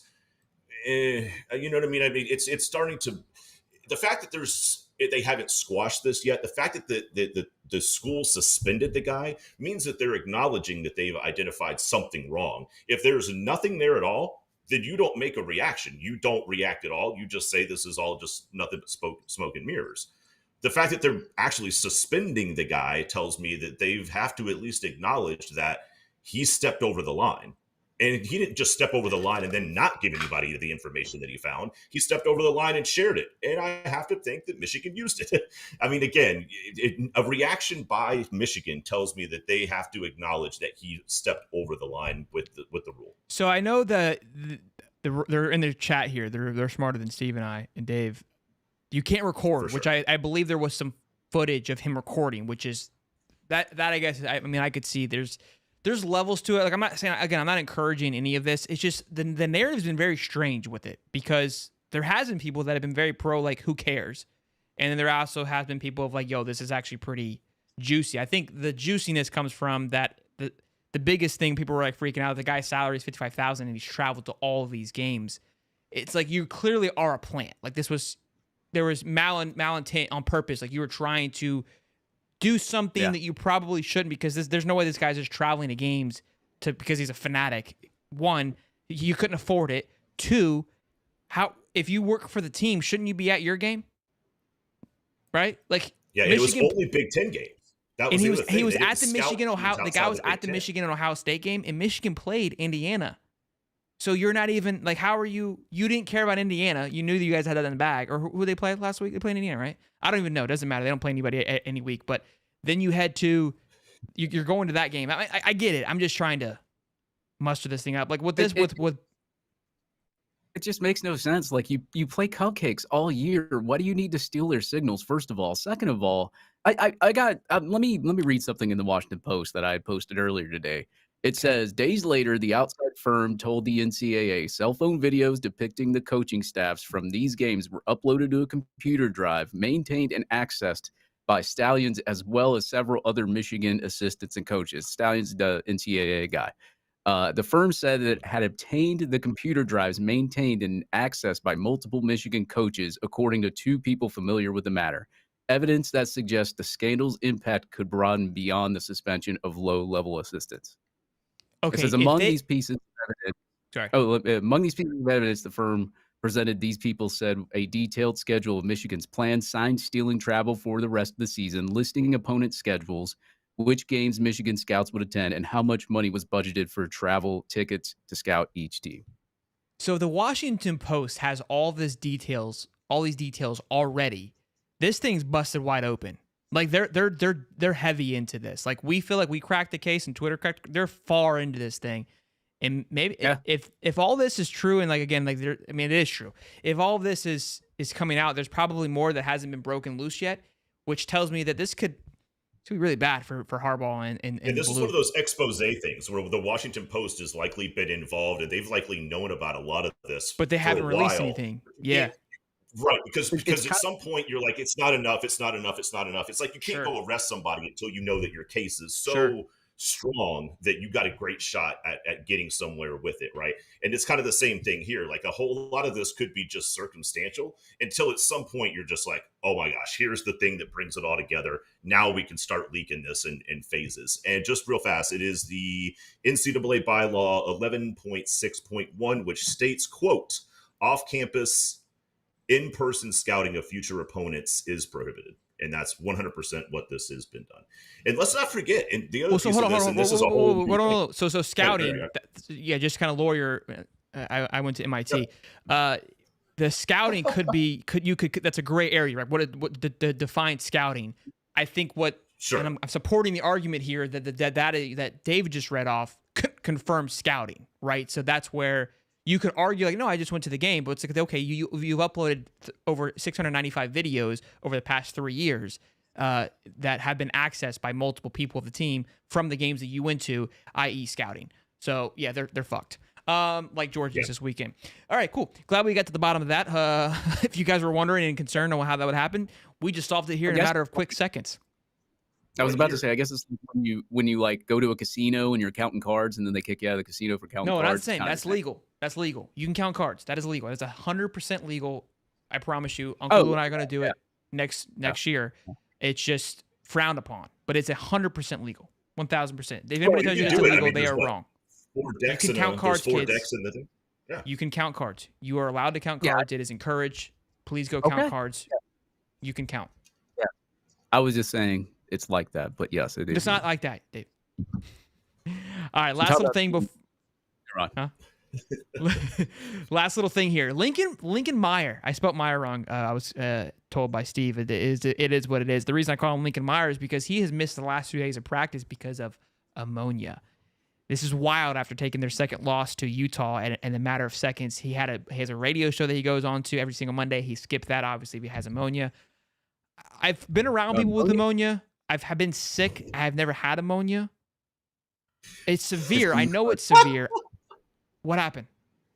It's pneumonia. Ammonia is like a cleaner. Whatever. Pneumonia. What did I say? Ammonia? Let's use ammonia. You can't get them off you. Oh, gracious. It's pneumonia. It's with a no. Fuck both of you guys. I'm going to do this show myself. Oh, jeez. All right. So what is it? Pneumonia? Pneumonia. All right. Your forehead's still big, Steve. All right. So pneumonia. I feel like a two day recovery doesn't seem like I feel like you should take longer to recover from ammonia and pneumonia, right? Or am I maybe, I don't even know how to say it. So maybe I don't know anything about pneumonia. Clearly. I'm not sure if I would be relying on Shelton's medical diagnosis of the fact that he's over here trying to solve my cleaning. I hate this problem. This shit's stupid. I think I got ammonia. I'm sweating. God, can I just talk? Can I just get my thought out there? All right. Can we talk about Cody's haircut or something? Let's move along, please. The MIT degree's kicking in. Yeah, it is. Jackwagons. we had on our Sunday show with Cody. Cody had the hot take that Lincoln was going to head to the NFL, and I mean, you pull out the pneumonia. I'm afraid to even say it anymore. You pull out the pneumonia card after a 2-2 losses. Can we get a thought out, you jackwagons? What's your thought, Steve? Is Lincoln gone, or is this just a coinkydink? Look, I think it's not. I don't think it's just a coincidence that the guy couldn't get out of bed for a couple of days with pneumonia, and then all of a sudden Wednesday he shows up and everything's fine. Pneumonia is typically something that takes a while to treat. I mean, you can't breathe. It's fluid in your lungs.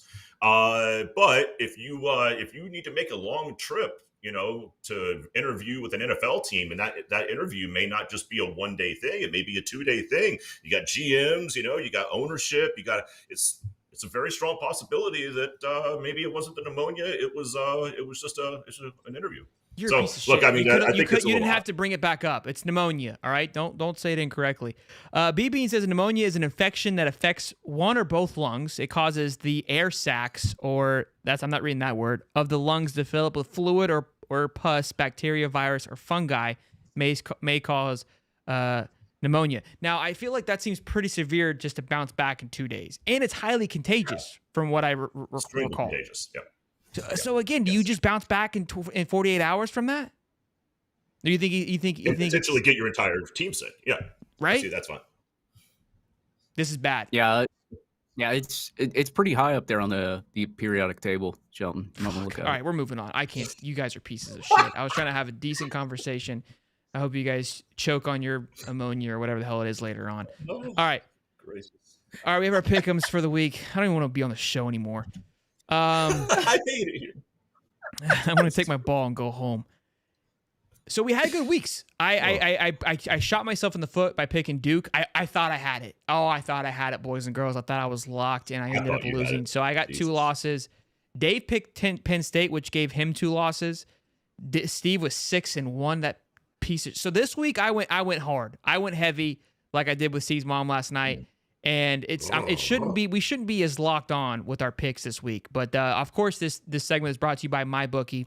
Be sure to sign up with MyBookie and become degenerates with Uncle Lou and I. Use the code HIGHTOP to get yourself a little treat when you do sign up. I've grown as a gambler. I was 4-0 last week on straight up bets. I took Air Force versus Navy to cover 11 plus 11.5. Navy scored with a minute and a half left. You don't understand the excitement that I had. I took the under on the Minnesota Iowa game. Ka-ching. Oh, well done. I took 2 other ones. I can't remember. I doubled down on Clemson to beat Miami. Tore my asshole a new one. And then I took Colorado State to over 61. I think they scored like 25. So 4-3 of last week. I'm still on the plus side from gambling on that. But again, I used all my bookie to make some money and to lose some money. But let's get into the picks this week for week 9, October 28th. Cody's giving you some props. He says sober Holly is an asset. I've been preaching that for a while now. How long were you sober for, Steve? Well, let's give him a shout out. I don't know. Do you get a chip yet? No. The wife keeps up. She reminds me. I got about another 2 weeks before I just days? go off the deep end for the Miami game. I don't think you should. I told you. I gave you my opinions. I think you're running strong. I'm going back dry after Saturday. It's just for one night. How many days are we rocking right now, though? Coming up on 60. No, it hasn't been 60 since Caesar Steve. Yeah, that's a good way to put it. Well, it was the beginning of September. It was the Clemson game. I think September I just forgot existed. Yeah. Okay, so let's come up. So you got a 30-day chip then. All right, good shit. Good for you, Steve. I want you to keep moving. I'm proud of you. I think you've done a phenomenal job. Sober Holly has always been my favorite Holly. You are 100% dialed in. Just quit making fun of me, you piece of shit. But look, let's give Steve's dialed in, boys. Dial it in. Oh, I love it. I miss it. It misses me. That's the thing. It misses me. I'm sure it does. The bottles are going, Steve. All right, boys and girls. Since you're leading, Steve, you're going to go first, you twat. The Gators versus the Puppies. Puppies are favored by, minus 14.5. Who are you going with, big dog? I think the Gators keep that game within 14 points. I think Georgia can win, but I think Florida keeps it. Florida keeps it within 14. I think that's literally like a 4 to 7 point game. Dave? That's going to be a close one. I'm taking the Gators, obviously. Yeah, the hell with Georgia. Fuck them. I love it. All right, I told you I got dicey. Oh gosh. Excuse me, sorry for that. UCF minus, they're favored by 7. I also kind of cleaned it up a little bit so it's a little bit easier to see. UCF is at home against West Virginia. They are favored. UCF has looked like a really good team at times, and then all of a sudden forgot how to play football. They looked really good against Oklahoma last week. Felt like they should have won that game. I was really hoping they would. Upset me. I'm thinking to take UCF here to cover. God, West Virginia. Yeah. Huh? You're not up, Dave. Steve, shut up. Go ahead, Dave. Oh, okay. Man, like you said, UCF's like very up and down. So this is like the most inconsistent team I've seen spread wise. I'm gonna go ahead and take a chance with West Virginia. That's not a bad pick. That's why. Look, this is why I did this. I feel like all these games are like, Steve. West Virginia's at least consistent. UCF is schizophrenic. You just don't know what you're going to get. I'll take West Virginia. Oh fuck. I'm on the other side already. All right, we got the Kansas Jayhawks versus the Sooners. I believe this is at I can't remember where it's at, but Oklahoma's favored by 10. I feel like that to me, Oklahoma's been favored by 14 plus for like every game. This is I feel like there's a little nerves here for this Kansas game. This Kansas is a good football team. Dave, you're up first. Who do you like? I'm gonna go Oklahoma. I think they cover that 10 easy. Okay. Steve? I'm gonna go rock chalk Jayhawk, baby. I think the Kansas I think it's in Kansas actually. They're 5-2. They've been playing good football. 10 points is a lot. I'm gonna go rock chalk. Yeah, I like the Kansas too. I think they have a pretty a great offense that can keep up with Oklahoma, but their defense I think is going to keep it close. And Oklahoma hasn't. I mean, look, they kind of a little flat-footed on that UCF game. I'm not saying they're gonna come out flat-footed against Kansas, but it's a conference game. It's gonna be close. I like the 10 points for Kansas. If it was 7, maybe I lean a little more to Oklahoma, but 10, I feel like it should be 14 to make it a little more in favor of Kansas. But it's a good line. That's why I picked it. It's very weird. Kansas blew out UCF, but then they got their, what's handed to them by Texas. So yeah, it's the Big 12 is again, it's matchups. It's very strange this year, right? Where that's the same thing with UCF. I feel like they've looked great at times and then don't know what they're doing other times. So we'll see. Duke versus the Cards. Cards. This game is at Louisville. Cards by 4, and I doubt Riley Patterson plays. Do we know? I think that's going to be a huge aspect there. Let me look. I don't think so. I mean, they tried to get him out there. What's his name? Riley Leonard. I don't know why I said Patterson. That doesn't matter. You called still so uncertain. Carson Beck, Stetson Bennett earlier, so who cares? I'm just letting it roll. Ammonia. Am I first? Who goes first on this one? Yeah, you are first, Steve. All right. I'm gonna go with Louisville anyway. I mean, Duke's defense is so damn good. But with Leonard being up in the air, I'm gonna go with Louisville.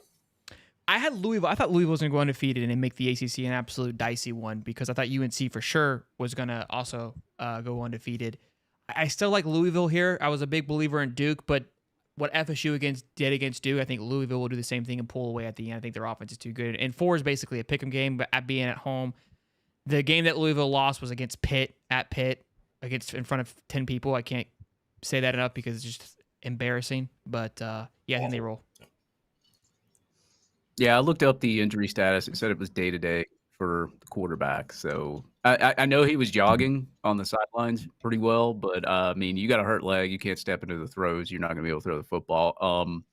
Yeah, I'll pick Louisville, even though Duke's running back, I think his name is Waters.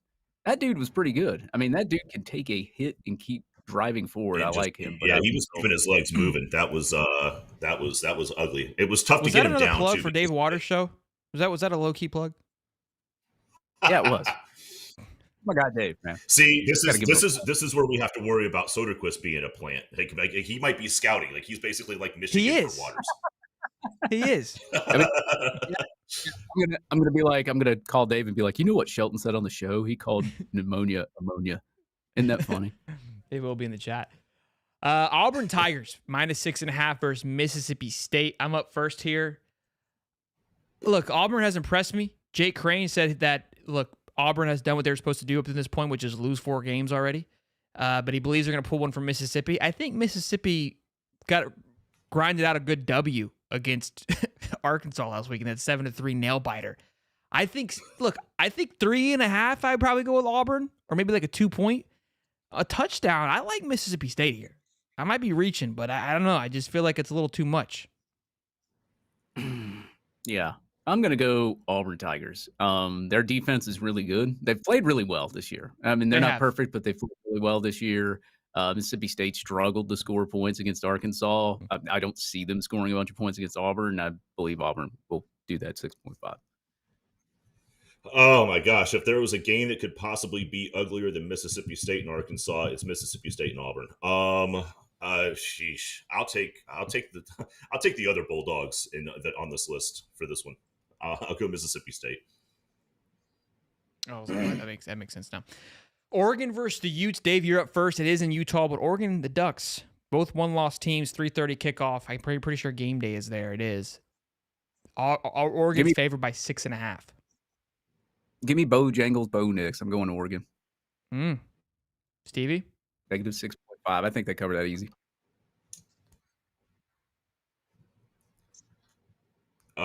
Yeah, that's one touchdown. Bo Nix is right now statistically number 1 in a lot of different categories. I'm going to take Oregon to go into Utah, kick them in the balls. They don't have Cam Rising, so I think Oregon wins that one.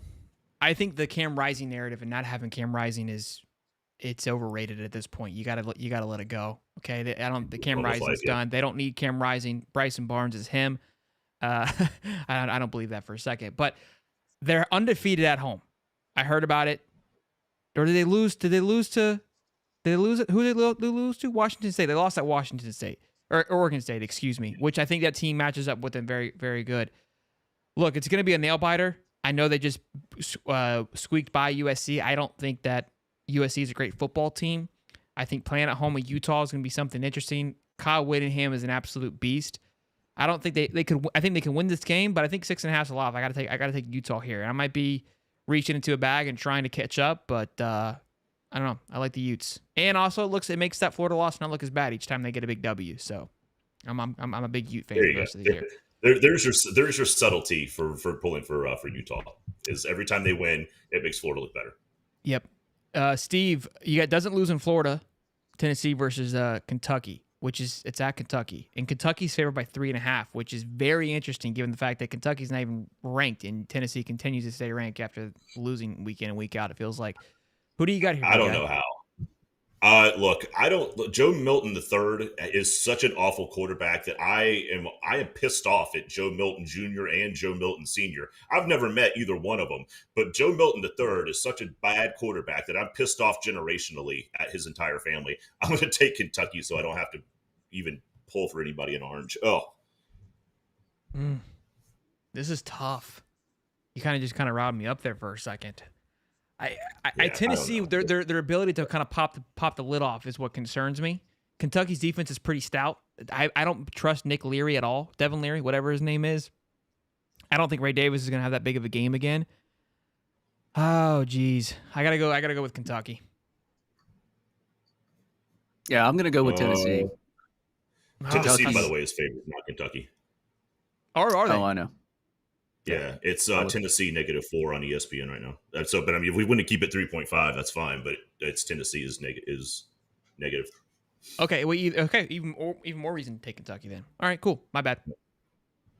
Yeah, I'll take Tennessee. Tennessee. Chat's telling me that Kentucky sucks, and we still should have beat them anyway. So I'm going with Tennessee. Doesn't it feel like that? I know it does. It's weird. It's weird how it feels. It just feels that way now, especially more going into the season. Let's go over the depth chart really quick here, boys. So, any big changes here outside of Kingsley's going to be back, Barber's healthy, Andy Jean is back on the chart, sitting at third, Aiden Mizell sitting second. He was second the last few weeks. We haven't seen him, so who knows exactly what all that means. Other than that, no big changes from what I can tell. No, just that everybody's healthy, and that's what you want going into Jacksonville. And looks like, I guess, Taylor is ahead of Gene. I don't really look too much into those depth charts like that, though. He did earn a scholarship over the weekend, too. So hats off to him. But, nothing's really changed here. You got all your weapons. You got all your wide receivers. You got your offensive line. The guys, except for Caleb Douglas. He's the only one that's really heard of any kind of majority that probably could make a difference for this offense. But I like what I see. It's just all of going in there and executing. I mean, that's it. Go in there, execute. Don't make any mistakes. Don't turn over the football. And I think you easily beat Georgia. Sorry, but that's how I feel. Georgia fans that are in here. Actually, I'm not sorry. I love that. I was looking at the cornerback play. Good stuff. Let's get into Tweets of the Week brought to you by Manscaped. Manscaped. Gentlemen across the nation, I have an urgent message for you. This episode is brought to you by Manscaped, the brand that took your balls to space, is now launching them into the ultrasphere, introducing the Lawnmower 5.0 Ultra, featuring the new cutting-edge design, next-generation dual skin-safe blade heads for different shapes. It's pretty much a spaceship to take your boys downstairs to the next level, folks. Join the 9 million men worldwide who trust Manscaped with the brand new Lawnmower 5.0 Ultra by Manscaped. It's save 20% off plus free shipping with high top 20 promo code 20% plus free shipping. Your balls have been through enough. It's time to go ultra with your ultimate best in men's grooming. Watching Dave talk about balls. That's what I always think about with men's grooming is how do I get my balls on the moon? Yeah, watching Dave talk about his balls is definitely the Gotta get 'em highlight up of my there. week. It's just you can't beat it, honestly. Like just the voice inflection Whoa! about What do balls. you might want to use a different phrase there. Yeah, it gives me ammonia when I hear him talk please about don't it. be Dave's balls. Dave's elite ball talk. You know what I'm saying? All right, so these tweets. A little bit of ammonia on the balls. This is why we were late, boys and girls. I can we get a confirmation here? This is where we got to settle this debate before we hop into the tweets of the week. I feel like I've made it clear a few times that like my tweets should make tweets of the week. Like I've had some good tweets that have done some good numbers that should be on it. I think I've voiced that plenty of times, but I don't believe that I should force the pick, right? Dave should pick it naturally. I just feel like, I should get a bone every now and then. And Steve, in the chat, can you guys confirm that I have at least brought it to Dave's attention that, like, he thought that I didn't want my tweets on there. If I did, I should submit them. I said, I don't want to submit them. I feel like you should pick them out. Like, I want to go up against the best, and I want Dave to pick my tweets. Have I not mentioned that? If not, that's fine. It's mentioned now. But I feel that I've brought it up.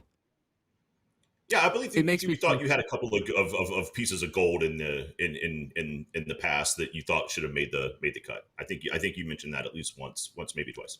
Thank you, referee Steve. It is a hard job. I will say it is a hard job being the tweet of the weeker because I get submitted so many and people send them to me. It's like you with your channel. Well, I have so many people that talk to me. I can't get back to everybody. Okay. Well, see, this is the same thing. It's like there's so many tweets. There's so many tweets that are good, and then I get so many sent to me that I just send you a whole list, and you don't even play them all. Did you just pull the card that your tweet of the week job is too hard? Because there's so many epic elite ones out there. You don't know who I follow, man. It's always about the Gators, as you have mentioned it. Thank you. Look, I don't want a freebie. I don't want a T-ball. I don't want a good one. But I had my tweet this week that had over almost 20,000 views and 400 likes of Stone Cold flicking off, Georgia. I felt like that one had potential. It should have at least got an honorable mention. Is all that I'm saying. So let me ask you this: basically, did you get your whole when you saw the traction that tweet? Oh, I thought it was a lock. Without saying anything, did you have like a quiet confidence? Okay. So this is just a little bit deep down. Like you're just Vegas had the spread -21. Sheldon. That's how confident that Vegas felt. That's how good it was. You're giving me ammonia talking about this. All right. Look, next time, go to your Twitter. I'll look at your Twitter next time before I submit all the tweets of the week. That's all that I ask. That's all that I just want to be considered. All right. That's it. Okay. Right. Tweetgate's not closed yet. It's still open it's still to be decided. But as of now, we've made some headway. Hopefully. All right. These tweets though are iconic. I will say that. So Blue Orange Gator he obviously has a soft spot for Dave. I don't know if he's paying him under the table because this guy makes the show every damn week, which I'm okay with. Tweeted this out, and I'm going to do my best I can to pull out my inner Eminem here and wrap this for you all. Steve Wiltfong has historically been Steve Wilt wrong. putting in crystal balls like he's smoking a Steve Wilt bong, sounding like alarm like a Steve Wilt gong, because it's been too Steve Wilt long since he's been money on his picks, unable to let his nuts hang and show. He's Steve Wilt dong. Unbelievable. Absolutely unbelievable. But this is a 2-part tweet, which, look, I agree. I do not deserve to be in over this tweet, although my tweet got more likes, but that's neither here nor there. I think I have the second part of the tweet here. Hold on. Nope. And then Steve Wiltfong posted this. Correct me if I'm wrong here, but he posted this in the 247 chat form, correct, Dave? Yeah, somebody posted it in the 247 chat, and Wiltfong replied to it. Yeah, and Steve Wiltfong himself replied, "I drink a beer with this guy." Incredible. Hey, kudos to Wiltfong. I've got no beef or ill will against Wiltfong. I've seen him in an interview a few times. He's let's just say he's a journalist. Okay, I'm gonna leave it at that. He's a writer. Okay, so for him to get a little dicey here and put that out there, just speaks to the level that Blue Orange Gator has on Twitter and just the range that he has to pull that out of Steve Wiltfong. Hey, huge shout out to Blue Orange. That's big. Hey, that's big time stuff. Hey, Wiltfong's got a little bit of swag, man. What can I say? If I'm Wiltfong, dude, I've got that printed out, framed, and I put it on the wall. Like, I made it right there. I got my own rap. That's big time stuff. All right, let's go to the next tweets. These are absolute gold. This one, bro, had me dying, bro. This one, these were gold. Everyone that we had this week are gold, except the one that mine got left out. When someone says Jordan Travis is better than Graham Mertz, if you're listening, you're not gonna be able to see it, but just take a listen.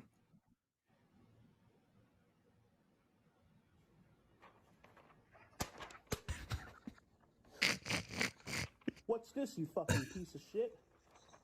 What's this? Huh? What's this, motherfucker? What's this? Huh? What's this? What the fuck is this, motherfucker? Huh? What's this? The guy, for those of you that are listening, he's holding up a sheet, which is the power rankings of Mertz in front of Jordan Travis. Is gold. That's cool. That was so funny, man. When I saw that, I was like, dude, this has to go. Yeah, it's weird. My post has more likes than that one too. That's crazy. Let's keep it moving. This one, bro, had me rolling. This one deserves way more likes than the one that I got. Although every tweet we've had thus far, mine's had more. This literally made me spit. Like, I retweeted it because it was absolute gold. Somebody goes, if Napier wants to win the fan base over, he sends the entire squad out against Ugga on the first score of the game, even if we only hit a field goal. Gator Ryan says, can't even send out 11 guys on a field goal team and you want 85 of them to storm on the field after one? Bro. had me rolling, bro. This did not get enough love. This is where I hate Twitter, because like this, I mean, spot on. Oh, Gator Ryan. You gotta be careful putting anything on Twitter, because there's always somebody with a more smart ass comment than you got in your back pocket. There's somebody else out there smarter than you. What would have been better if Billy should have retweeted this? Billy would have been an all-time G and would have never lost his job if he retweeted this, and if he just hit it with a hey, you right. But he didn't. Yo, this is gold. If you're listening, I can't do anything about you, but the ones that are watching right now, this also, wow, Blue Orange Gator got 2. And my tweet, I think my one tweet has more than his 2 that you picked combined, but that's besides the point. We're over that. I think this is full of ammonia and bullshit. All right, I'm not. That is the facts don't care about feelings. This is gold. This is absolute gold. It says me when Mertz looked off the easy check down and threw a 50-yard dot to Khalil, and it's a guy reacting to somebody breaking with all the money that Blue Orange Gator paid you for this. I don't know, man. Maybe me and him will go on a vacation to. Huh? What's that? Are you both going? Is it just you? I mean, how is this? Are you going to get the families together? Thank you, Dave. Thank you, Steve. Thank you, Steve. You know what's crazy? We're gonna go. Dave chose his own tweet. I did. Okay, I thought maybe there was a rule that we don't choose our own tweets. Zach. We want to give the fans, but no, you chose your own that you tweeted today that also has more or less likes. Kirby Smart said just drove through Gainesville and honestly fuck Florida, and there's a Gator here flicking her off. I think it's a great tweet. I mean, is it a tweet of the week candidate? I don't know. What is this AI? What is everybody using for these photos here lately? That wasn't AI. Come on now. I took that photo. Okay. Sorry. Sorry. I'm a photographer, My man. gosh. And you know, Okay. All right. I cannot believe we are 2 hours strong and there's over 400 people in here still. Not enough likes, that's for damn sure. But great tweets of the week. I feel like there was definitely a few left out there that probably could have made the cut, but you know, that's just how kind of the cookie crumbles sometimes. You know, you don't always get what you need. Just sometimes you're on the outside looking in and going, man, that felt like that should have been me. But oh gosh. I like these sunglasses better than Lou's. Lou's sunglasses don't have anything. This place is something else. We're 2 hours strong. This. My wife's gonna leave me. Boys, you wouldn't know. You're in the studio. That's she true. left 2 hours ago. This is true. This is true. Guys, Well, thank you. David didn't get my tweet, and that's why we're divorced now because I'm still arguing with him. I'm gonna go. She's gonna hear about it after this too. Scott 020 says Tweetgate, high top Silver War. It's not good on the front end right now, but we'll hash it out. Spicy. We'll get through this. It's spicy. Guys, before we go, We're 300 fine. people in here strong. There is a link in the description to the tailgate that we'll be attending this weekend. $75 to get in. All you can eat, you can drink. If you use the code HIGHTOP, you get 10% off. I will be there. Stephen Harris will be there. The Pouncey brothers, yes, both brothers will be there. Major Wright, Joe Hayden, all at this tailgate with High Top Sports. We're going to be live streaming it there. It is from 9 to 3. It's right next to the damn stadium. Check the link in the description to get your tickets right now. You don't want to miss it. Again, all you can eat and all you can drink. I mean, that's worth it alone. You get to meet some goats. Not me, but some Gator legends. Come party with us. It's going to be an absolute blast. Hope to see a lot of you there. Want to meet all of you guys as well. Come party. Come get schwasty. It is the world's largest cocktail party for a reason. Don't be the loser that's not partying. Ben says nasal strip is for the ammonia. Yeah, it is. I was struggling before the show. I couldn't get exactly that. what it is. It's exactly what it is. I actually heard it was going to be one Pouncey and a mirror. That's what I heard. Kind of like. That Never was mind. good. That was good. Yeah, thank you. Golly, this tweets of the week thing has really got this team spicy, and It's got everybody on. Honestly, if you would have tweeted that, it probably wouldn't have made it. But I look, you would have got my vote. You would have got my vote. Thank you, Sheldon. Yeah, well, just wait till next time. I'll submit like 5 of your tweets, and then you can choose from them. How about that? No, I don't want that, Dave. That's not how that works. We talked about this before the show. It's like I'm talking to a wall here. I want you to truly look at it like that's a good tweet. It deserves to be here. I don't want any influence. This is my only influence that I'm giving you. I need you to just take it into consideration. That's all that I'm saying. Like don't leave me out. Okay, we'll go to our HR in Discord, and we'll have them talk. We'll talk about it with him. We'll hammer this out like sexy young teenagers, and maybe just see who can take the most Tylenol PM, and who goes. That seems reasonable. Brendan says I'm not going, but where is the setup? Describe. It's what is the road called? It starts with a T. What's the T road, Steve? Talleyrand. There it is. It's off Talleyrand. Again, if you tailgate down there, you'll know it's right off Talleyrand, which is east of the stadium. If you're looking north, coming over the big bridge, it's going to be like right. You're going to come off the exit. It's like right to the right of that Talleyrand. It's on the main strip. I would like one of them. There's a couple main strips, I guess, but it's one of the more popular tailgating strips. Again, the link, there's a whole, it'll tell you where everything's in if you go to the links. That's why I really didn't bother describing it, because if you care enough to go, there's plenty of, you'll figure out how to get there. I posted it multiple times on all my social medias, how to get there, but you got to buy a ticket if you care enough to go. So there it is, boys. That's a great spot. I've been there. Oh, I got it. I saw the link. Yeah, see, there you go, Brendan. There you go. Good stuff, Bubba. Again, hopefully I'll see some of you there. And Adam Miller says, if anyone asked Dabo if he lost on purpose, he might have gotten pneumonia too. We're going to go. Guys, until next time, I'm Sheldon. And I'm Holly. Now, just report to me. Boys and girls, be good. Love you. Good night. Like and subscribe. We'll see you boys next time. See you Saturday. Peace.